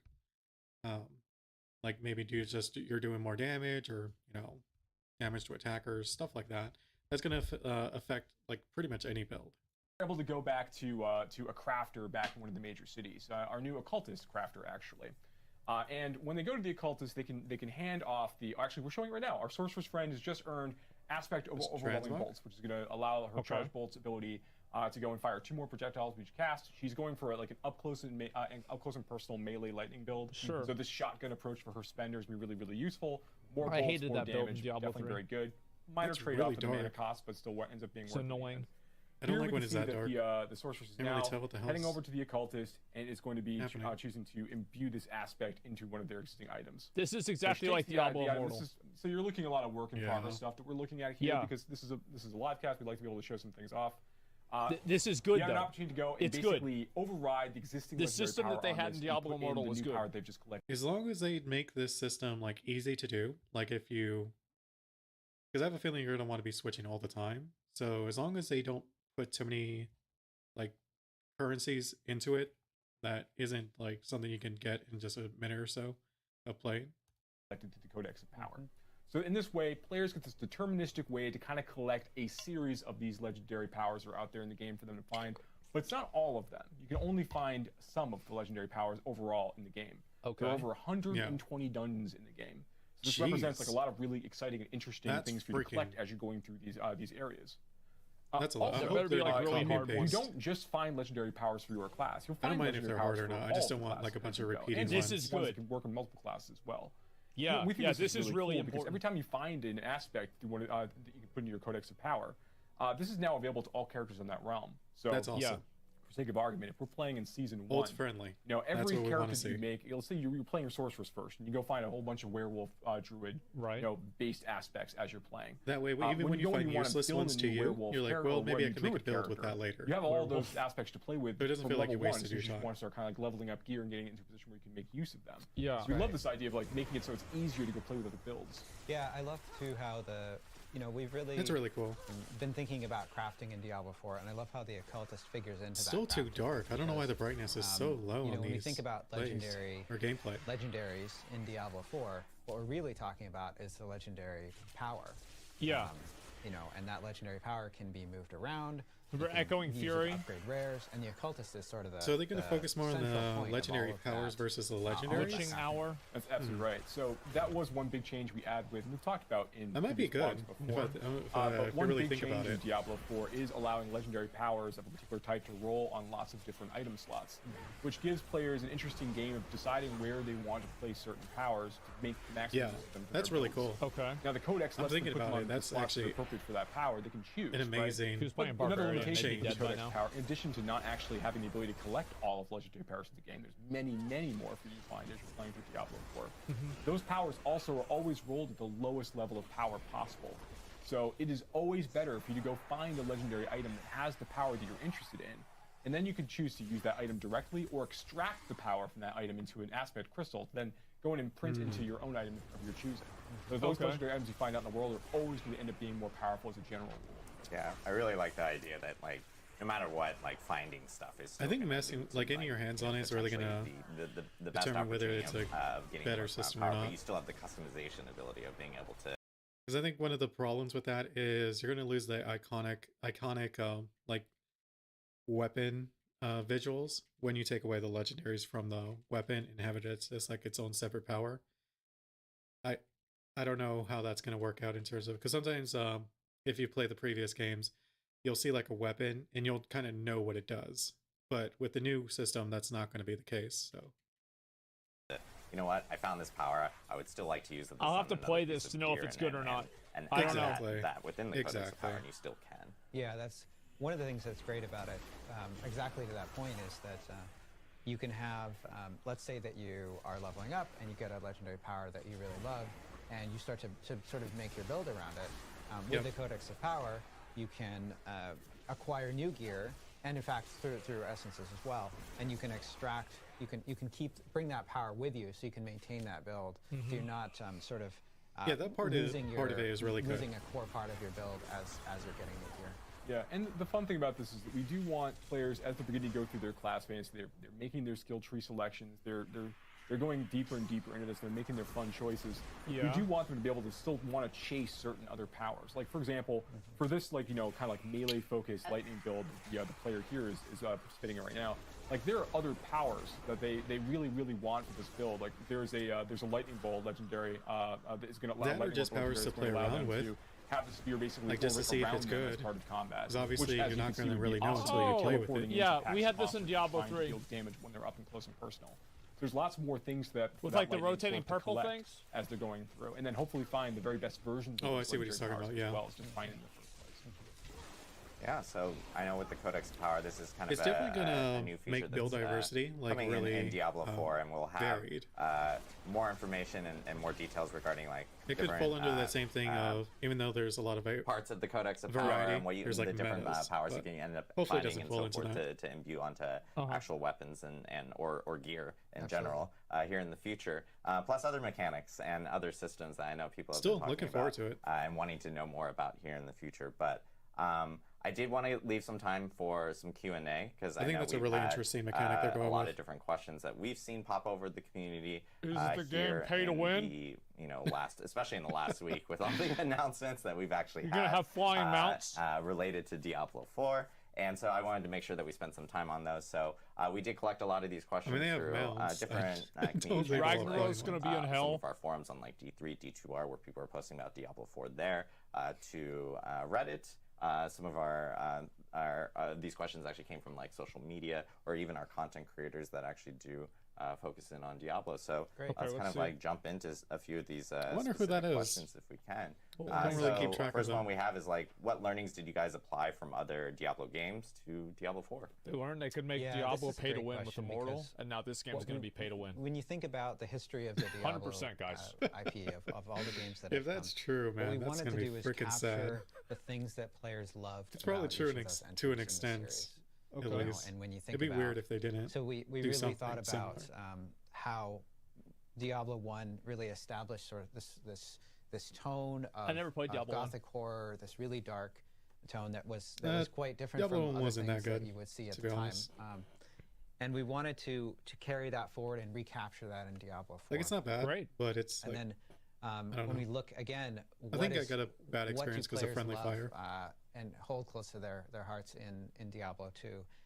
And we really wanted to capture that essence of having systems that you know, unfold out and have all of this depth and ability to, you know, look at it and nuance and think to yourself, okay, well, I'm really think gonna D2 learn did that all better of the than details of this, and I'm the gonna other ones. I'm gonna by having a deep understanding of this, I'm gonna optimize my character in ways that people who don't understand these nuances will miss. Exactly. And Yeah. will This feel is what's like, good about oh, PoE. I really am optimizing. PoE came from Diablo 2. As long as it's not too complex. I think PoE took that and went way making interesting further than it should have. That's a great point. It's really, really important. A lot more of that power is Because based on it feels decisions daunting players to try to make get along into the way. Character PoE. power on the character Yeah, itself versus just stuff that you the wear. itemization. Absolutely. And of course, when we think about Diablo 3, we think about the fluidity of combat, that sort of action It had one of the best aspect of action ARPG combats. the It feels moments really of good to kill gameplay. monsters in Diablo 3. Yeah, and It does. He's you right know, about that. Yeah. Diablo 3 added so much to It's so much fun. Combat in Diablo not 3 is just fucking the, awesome. The player cast interactions. You know, when you talk about hit frames and That's something contact PoE frames and all of the unfortunately sort of did nitty not, gritty of get right. how that smoothness is achieved. But also the effects on the monsters exploding, various ways that monsters can die, death kits, all of those kinds of things. And we wanted to That's make good. sure that we Yeah, it was represented badass. that in Diablo 4 and even at a grander scale. I mean, if you can't behead a fallen, then you know, what are we even doing here? Yeah, what are we even doing here? Exactly. Cool. For the next question we have, Here as we I'm go. like dodging the camera and so Ooh, on, here we go. How does the Battle Pass work, and how long does it go for? I know we talked a little bit about Battle Pass, but I think this is actually a really good question as well. Yeah, it's a great question. So the Battle Pass Would say will 3 months? last for the entire duration of a season. And Okay. A season is 3 months. Yep. Ooh, So you'll nailed have it. plenty of time to work your way through the Battle Pass. Active players are going to have no problem with that. It's Like the average is 3 not gonna run months, out of time. 3 to Yep, 6 and you'll months be earning from my progress, like I experience with mentioned them. before, by completing content in the season journey, but also just by like killing monsters, going through dungeons, completing quests. Like everything you do is be slowly earning progress towards your. It's going to be your like Battle Pass Diablo bars. Immortal. Yeah, and I know that. Because Diablo I actually don't Immortal mind is Battle fine. Passes Like because it with feels that. like With that. Again, that's the just time you're playing an is opportunity for rewarded. people who even Even don't though, have a yeah, Battle you're- Pass will you're still paying have an for it. opportunity of actually But going through it sounds a like they're not going to season charge journey that similar much. to $10. what they kind of experienced with That's Diablo about 3, average for and the earning pricing. things and so forth. So it's not in on that the high end, specific, at least. moment as well. Oh, I want to call it one more thing because I think there's another question here. That I think they sometimes should have made it like asked, which is, $4.99 how long am I expected to play in order to like progress through the Battle Pass? And like that's like close to like, between 75 hours ish. Like it's in that kind of realm for the most part. And this is important because we don't want you to think like you hear that there's a Battle Pass that's going to last for 3 months. Am I expected to play every single day for 4 hours for 3 months? Like that's not how this works. We really want people to engage with it at a pace that is appropriate to you, and 75 for that you get hours. time necessary to like really go through. So like the process. 3 days. Cool. That's not that much. Next question that we have. If you play it like here an hour a day. is, when does the first season of Diablo 4 actually start? That's right. So It's like a we'll month be able after, to right? share more details about the exact dates of when the season starts, along with more details about the first season, what kind of exciting things you're going to get to see coming soon. I would guess But, like a month or two the after key the thing actual release. to know is that the game will launch in a pre-season mode. Yes.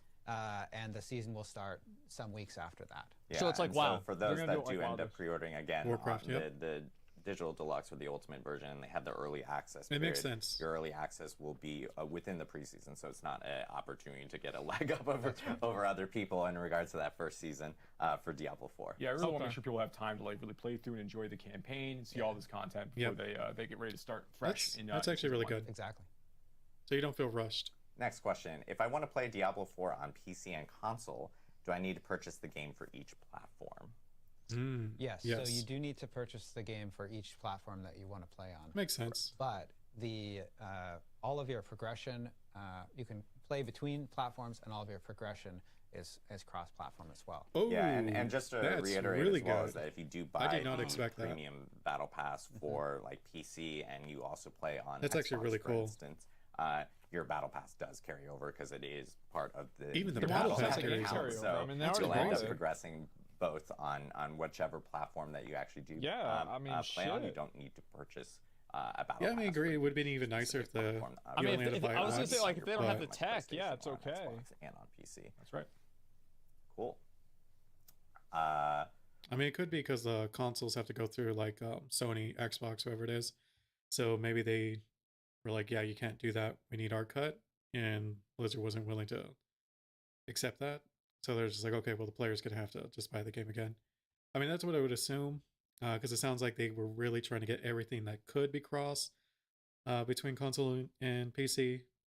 I still think it's a win. Like, that's really, really cool that they're doing that. Will familiar Diablo items be returning? I wish to other Diablo games 4? did it. Sorry, No way I'm, they're not ducking gonna have, like, around. Andoriel. They will. Joe, I think you have Tal some... Ron. Yeah, I mean, there are a ton that are returning. Yeah. There's Scorn. Shaco's coming back. Windforce is coming Scorn. back. Oh my God. Grandfather's coming back. There's like Mage Fist is coming back. And these are unique items. So, right? yeah, I'm sorry. Oh yeah, so the that's a really good call-out. So there are legendary items we talked a little bit before. They're that have like really particular powers, and then there are unique items that are much more powerful than legendary items are. Now, legendary powers can show up on any slot. Unique items come with like a pretty fixed loadout of like types of affixes that could appear in that thing. Yeah. And the then previous special power is previous tied to the legendaries unique were. item on its own. And they're really, Uniques really are the new they're difficult to legendaries. find. They're really rare. But They're more fun niche. chase items, and you can really build exciting builds around some of these things. But That's cool. We've taken a lot So of they the didn't ideas completely from these, remove the these items from legendary, previous like, games, kind of reinterpreted them to make sure that they work loot. with Diablo 4, but tried to retain that thematic essence to them. They just added something It's been an extra. exciting That's- challenge for the team to kind of that's go good. after and try to bring in. I see that. That was my worry Yeah, we have with fun. that the uniqueness Diablo of an item. item when it stay if you could just grab its power and put it on something else. But it sounds like they're gonna have legit uniques that you can't just take away from it and put it on something else. It's returning. And, fan favorites. And a lot of new things too. So there's a mixture of both. Fan We'll see some favorites, returning Scorn. favorites. Okay. Awesome. Cool. Next. And Let's see I it. think that is the end of our questions That's that we had it? there, specifically that we ended up grabbing. I know that we wanted to make sure Video's that not we done had enough yet, time and so- so forth. And but I did want to thank you guys for joining, and thank you guys I'm gonna talk obviously about this. for joining us on our about last live stream. But I'm gonna throw you guys before we leave some quick. Fast-paced shotgun questions. Okay, I want to here we make sure go. that we have all these. And All right, everything good. like that. So we do I'd have be more. curious to know favorite class in Diablo 4 for each of you. Okay, Rogue. fine. I'm sorry. Barbarian. Rogue. Rogue. Okay, so that was easy. I guess Barbarian, but I think in terms of specs. So I could just Oh, I like talk for this 5 guy. minutes, but no, Barbarian right now. Yeah, you're this right. guy- There, yeah, there's okay, so good. many cool mechanics. Like when I say Rogue, I'm thinking. Remember, about guys, the this guy's the idea game of being a director, so rogue rogues are and gonna be running good. around. Like that, I will that's say what's- Rogue is incredibly fun. Yeah. Like plays So like you wanna play Rogue. like, it's Yeah, if that you was- want a fast, like agile character that like is dancing Play the around. favorite class like, of the guy who's it designing the doesn't disappoint classes. It is mechanically. the most. I would say that and the Necromancer are probably the two most fun and flashy. Oh, they're gonna start out with Necromancer. Like That's characters. cool. Well, actually, I would say also even the Sorceress is flashy just because of all the spell effects and everything. So it's Again, kinda- there's builds I love on all of the classes. I personally am a Druid fanboy. Always have been. Bear, Love- werewolf. Actually, I've really enjoyed like the elemental specs and so Yeah. forth. Yeah. Storm is so strong. Storm is so fun. We're gonna nerf Storm, everybody. Just because I said something. So that's more shaman. See, For there it this is. one. This is the guy. Yeah, we're gonna play we're not gonna Barbarian just for work sure, on guys. Barbarian will be I'd be just curious fine. to know favorite enemy in Diablo 4. Maybe favorite enemy. Yeah. Or enemy family. Enemy family. Wow. You know, I love I love what we were able to do with the Bloodcasters. There was actually an enemy in Diablo 2. Can they show it? under the city. that is this vampire caster, very tall and thin and floating, and we were able to reimagine that in Diablo 4. Cool. And it moves by turning into bats. And it can form out of bats. So if you get a lot of bats in one area, it can turn into one of these casters. Oh, that's actually really Diablo cool. 2 is bats. Yeah. No, maybe, I don't know. Yeah, like I always I like that. It's so hard to tell with like D2 because it's like usually you find him in it's a Batman. That is really dark, and maybe they have. Good one. I have had no idea. Literal Batman. But yeah. Yeah, for me it's Drowned. Like the whole monster family for the Drowned, I really like. There's something about like like these pale, clammy, like seaside monsters arising up from the waters. And one of the things that's really fun is like they're really like strange and mysterious in the world. And I really gravitate towards that. Like, you know, they're covered with barnacles. They've got like all kind of like broken parts of like sunken sea vessels they use in combat. They just swarm all over the place. Often you'll find like you're in slick areas where it's raining when you have to actually encounter them. Like they're a super fun group of monsters to fight. And they've got some neat, a lot of like their brute like has some like really neat abilities that you have to like have, trying to like dodge and avoid. They're very dangerous. I hope this game has roles like Lost Ark does. What's a fun fact you guys encountered while developing Diablo 4? Fun fact developing Diablo 4. I'm gonna throw it to Joe. I think. What do you think? So a fun fact I learned while developing Diablo 4, that it is very important while we're allowing players to like make a lot of choices and they're thinking about the way they like make a really interesting character for themselves, that we unveil that kind of slowly initially. Otherwise we have a tendency to like get people like really like scared about making choices, and they kind of clam up, which is obviously not what we want. We want people to like be able to fun engage fact, with these community's fucking stupid. It's maybe not like a fun fact, but I think it was very interesting. Went through a lot of iterations to get to the right Makes sense. I'm really happy with I don't know, it's undecisive. Fun fact, community's so dumb. Like I should have given some other fun facts. No, I think it's better. Okay. You know, I think we went through we went through a lot of iteration on the first skill when you start out in the very beginning of Diablo 4. For a while, you started with one of your classes, left click, basic skills, and we had a lot of trouble with having that skill that we'd chosen for you, feeling like, well, I guess I should build a spec around this, because it's just you start with it, you're familiar with it. And it sort of constrained your ability to explore the skill tree. Yeah, so like if Sork started with like Firebolt, for example, like a lot of people that were testing would just make fire like spec sorcerers. They wouldn't think about like trying other. This is a really good point. So we ended up going with a basic. I didn't even think about that. We ended up adding fairly late in development a basic attack that you start with, so that when you get your first level up, you actually get to choose. Okay, well, which spec do I want to start with? And of course, you can respec within the skill tree pretty freely. That way, and the basic attack you don't really can't really build anything on it. Thankfully, we test internally and so forth. We get our own feedback from within the team of what people are actually doing from that end. Of course, and last but not least, the most controversial question: Team Inarius or Team Lilith? Team Inarius. Even though I'm wearing my Lilith shirt. That's actually really funny. I guess still Team Lilith. I think I'm still Team Lilith. Yeah. I think Lilith. I won't break the tie. She's the one that wanted like the Nephilim to go kill everyone, right? Oh wow. Trying to stay very neutral. I will stay neutral here. I will choose Team Bale. There we go. Team Bale. It's behind me. It's perfect. Uncle Bale. Uncle Bale. It's perfect. Great. Well, I think that kind of wraps up our beta? time here today on the That's nice. When's the beta?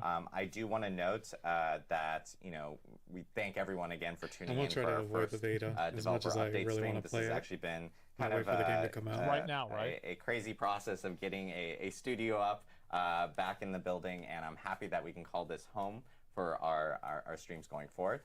We do have a lot of Diablo activities that are going on that we've announced or will announce here, I'll say in a second, for the whole entire franchise. If you are a big fan of Diablo Immortal or a player of Diablo Immortal, we just had a huge update for 1.7 come out yesterday. It's massive. It's probably our biggest update yet. So I do recommend checking it out. Lots of big narrative moments and whole new areas that kind of expand give the us more campaign money in Diablo so we can make Immortal, Diablo 4 as even well better. as a lot of quality of life features that the community's been asking for. So been hearing a lot of great positive feedback, and we're excited that that's out right before the holidays. And then D2R, earlier this week, we announced 22 Nights of Terror. That's it's right. an in-game event that essentially changes the game every I didn't single know they were day, doing that. and it's kind of a surprise. Think of it like a Diablo advent calendar, you could say. So that actually started earlier this week. And for Diablo 3 fans, we actually have a new holiday event. This is a brand new event for Diablo 3 They did that a I'm lot of really things. excited to. Yeah, you've been working hard on this. Our D3 team has been working really hard, and they're working really hard on the next season.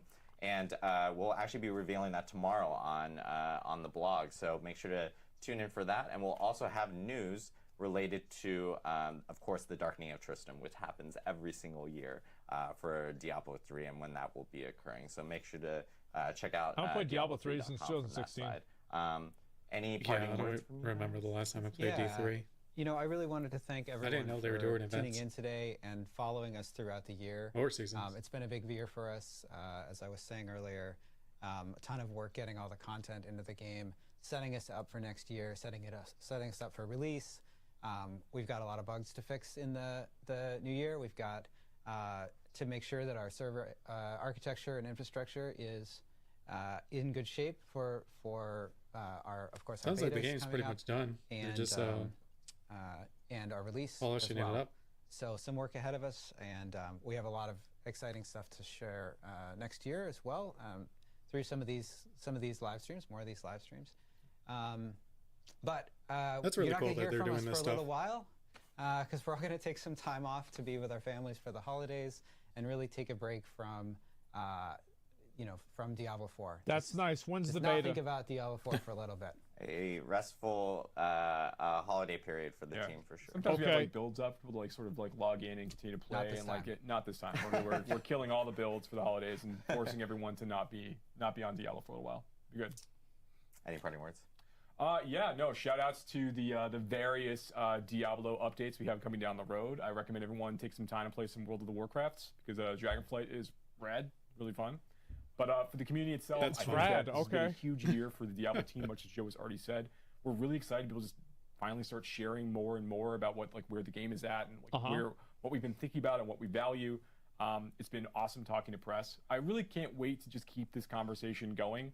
I think this is going to be the best thing for everybody. Great idea. Both Come for on, the dev all team, crowd. to get this feedback and hear the sorts of things that you're interested in. Also, to make sure that we're regularly talking to you so you That'd be know pretty what cool to if expect. Asmund you can get know one of what them on we're his kind of where our heads are at. show. So I'm really excited about that. So thank you for sticking with us this long, and hopefully everyone enjoyed all the things that happened over the course of this last couple months. Yeah, and like I said, this is kind of the new way that we're going to be communicating out to the community through these developer update Great, streams. free content for me. We're super excited for them, especially as we get into next year. We have way more information to reveal. This way it's also like you're clarifying details, things that the next community year, is early worried next year about, like the the battle the open passes. beta and when that will actually be starting as well. Like it doesn't actually sound too bad. Again, thank you everyone for tuning in. I imagined it and worse. I just want to say happy holidays, and we'll see you guys next year from the Diablo team. Thanks again. See you, buddy. Okay. That was a good video. Okay. All right. We have a little bit of that was conversation on about Twitch. this. A little bit of a situation. All right. So, what did y'all think about the? What did y'all think about it? It's looking good. Yeah, it was it's much terrible. better I than mean, what I thought, I don't think it was honestly. that big of a deal. I mean, it seemed okay. I mean, It could have it been a wasn't really lot live. worse. I feel like they basically just went live to talk about that box, which is like, that's fine. You want to talk about the box, it's okay. I feel like if you buy $100 fucking box for Diablo 4, they should at least give you the fucking game, man. Yeah. At least give them the base game. I'm not saying they should get the fucking elite version of the game with all the good stuff on it and everything like that. No. I don't think so. I think all they need to do is just give people the base version of the game. I think that's all they need I to don't do, think there man. should be an edition that doesn't come with the base version. Yeah, what's this here? No elite is proper. Yeah, it's just like it should come with the base version. I feel like Like, how much do you really lose for that? Because how many of these boxes are you realistically going to sell? How many of the copies is it going to have? I just think that anybody who goes to a store and they buy a box with all the Diablo 4 stuff in it, and then it doesn't have the game, bro, I think that's weird. What you doing, baby? I do. I think it's a bit weird. And it would be so much better if that was not the case. That's so whack. Yeah, I think it is. I don't know why. Yeah, I don't know who started that. Really dumb why tradition. it's a thing? I don't know. Almost feels like false advertising too. It does feel that way. I don't think it is, but it does feel that way. It feels like if you like, how hard is it to just put a code in the box that you can like put in on the game? Also, with like them having to sell a console version and a PC version, I don't know how, like, this is probably some kind of fucking accounting problem or like a merchandising problem, but it does kind of suck that you have to buy two versions of the same game to play it on PC and console.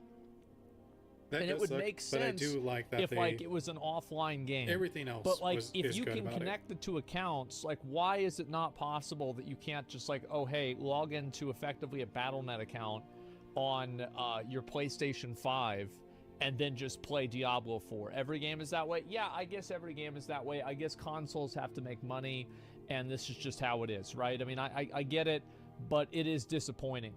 Yeah, Sony wants... I think that's really what it is. It's like, it's probably not even their decision with that. It's just Sony and the other console manufacturers, they want to make money off of it too. So that's just what happens. Besides this, though, I do want to say that I think the box should 100% be... Let me see if they refresh it. No, they haven't done it. They should 100 make that box, have the game in it. Like, that's the main thing. You guys can think about a couple of questions and stuff for us to talk about with this. I need to use the bathroom, and then I'll be right back. The base version of the beta game? Yeah, exactly. And I'd like to have that. And it would be nice if... I just think it'd just be better. Just a sec. Big disappointment that's not cross-platform. I thought it was, but you had to buy it. Is it... Can you not play cross-platform, or is it that you have to buy two games if you want to play cross-platform? It's cross-play and cross-platform? Okay, there we go.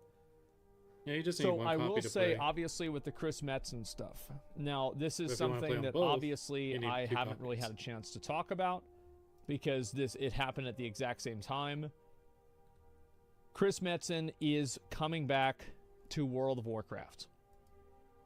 What the heck? He's actually like, I can't believe it. I'm fucking amazed. The Dragonflight make But yes. that. Chris Metzen, he is the guy that was like the creator of a lot of the universes in WoW, a lot of the characters in the game that you guys know and love. All of those characters are all pretty much made by Chris Metzen. Or at least like he was one of the main minds behind them, right? It's the voice of Thrall, The fact that they were voice able to of convince him Malfurion, is this really, kind of stuff. So really a good sign. definitely a good thing. And I'm really glad to see this. I'm super happy to see Metzen coming back. I just think it's awesome. Yeah. I mean, like, he was the guy that would hype everybody up at BlizzCon. And honestly, like, Blizzard has had a lot of W's recently. I made a tweet about this, and some people were not happy about it. But, I mean, Chris Metzen is coming back. Diablo 4 is coming out. It seems to be relatively good. They haven't flipped the script on, like, things being pay to win or something like that. Dragonflight is fun. Everything is going pretty well, I would say. Yeah, Overwatch 2 is out. We'll see whenever the actual content for Overwatch 2 is out. But, like right now, it's just like the multiplayer. Overwatch 2 is because it has a lot of PvE content. Besides that, I mean, obviously every other game has the other stuff. It's not that big of a deal. You can crossplay, but for PlayStation bought their game, they can only receive Battle Pass rewards through PlayStation. It's the same for Genshin Impact. That sounds stupid, but it's probably not Blizzard's fault if it's the same for other games as well. It is what it is. Overwatch 2 is a store update. Overwatch 2 is pretty fun, though. Overwatch 2 is a flop. I played Overwatch 2 a pretty good amount of time. Probably put like 200 hours into it. Yeah. I would say that I had fun for most of that time. I also got mad a lot, but I think Overwatch 2 is a good game, and I played it more than I played Overwatch 1, and I enjoyed it more than I enjoyed Overwatch 1. I think it's a better game. Yeah, did I play Hearthstone? No, I didn't. Why Genshin mentioned? Well, the reason why is because he's saying that like the battle pass for Genshin is the same thing. So it implies that there's some sort of like limitation based off of like it being on PlayStation, rather than it being a decision by the developers, right? Because like there's two different developers the same thing happens for. But I don't really know. I mean, maybe that's not true, and it's just two examples of them doing it wrong. Yeah, with that, it's hard to say because we have no way of really knowing. Because I doubt Sony's cool with developers talking about it. That was really interesting. I really like that interview. If they keep going with that, I think the game's really gonna do well. Because I think the problem a lot of games run into, especially with when it has divisive mechanics such as the battle pass, that if you don't go into detail, then people are going to fill those gaps with either the worst or the best, and it's usually neither. So when it does come out, people are pretty upset. So when is that releasing? Oh, that's way further than I thought. I thought it was like March, not gonna lie. Okay, well, at least it's coming out next year. I see why he was talking about the beta. I don't know if I can wait till June to give it a try, but I'm definitely gonna try to wait. The whole legendary system, that looks really interesting. Yeah, definitely gonna have to give that a shot to really know what's going on with it, and have just, I'm hoping it's fun. Like that's really what I'm hoping for. I don't really care if it's that balanced. As long as it's fun, then that's all that's gonna matter to me. But yeah. All right. So that's pretty much it for today in terms of reacting to videos. I'll keep an eye out for anything else. But yeah, I'll probably be streaming Witcher later with the updated graphics. I had to lower it a bit because when I did try it in like test streams, man, it could not handle it. Like it was fine on my, like when I'm playing it, but in the stream, like it was awful. Like it was unwatchable. So, but I think I found a good middle ground. So hopefully, I can get like the good graphics that they released while still being able to stream the game. So, all right. Well, see you. Take care. Happy holidays. If you celebrate a holiday, like everyone celebrates something, right? So it's whatever. Happy holidays.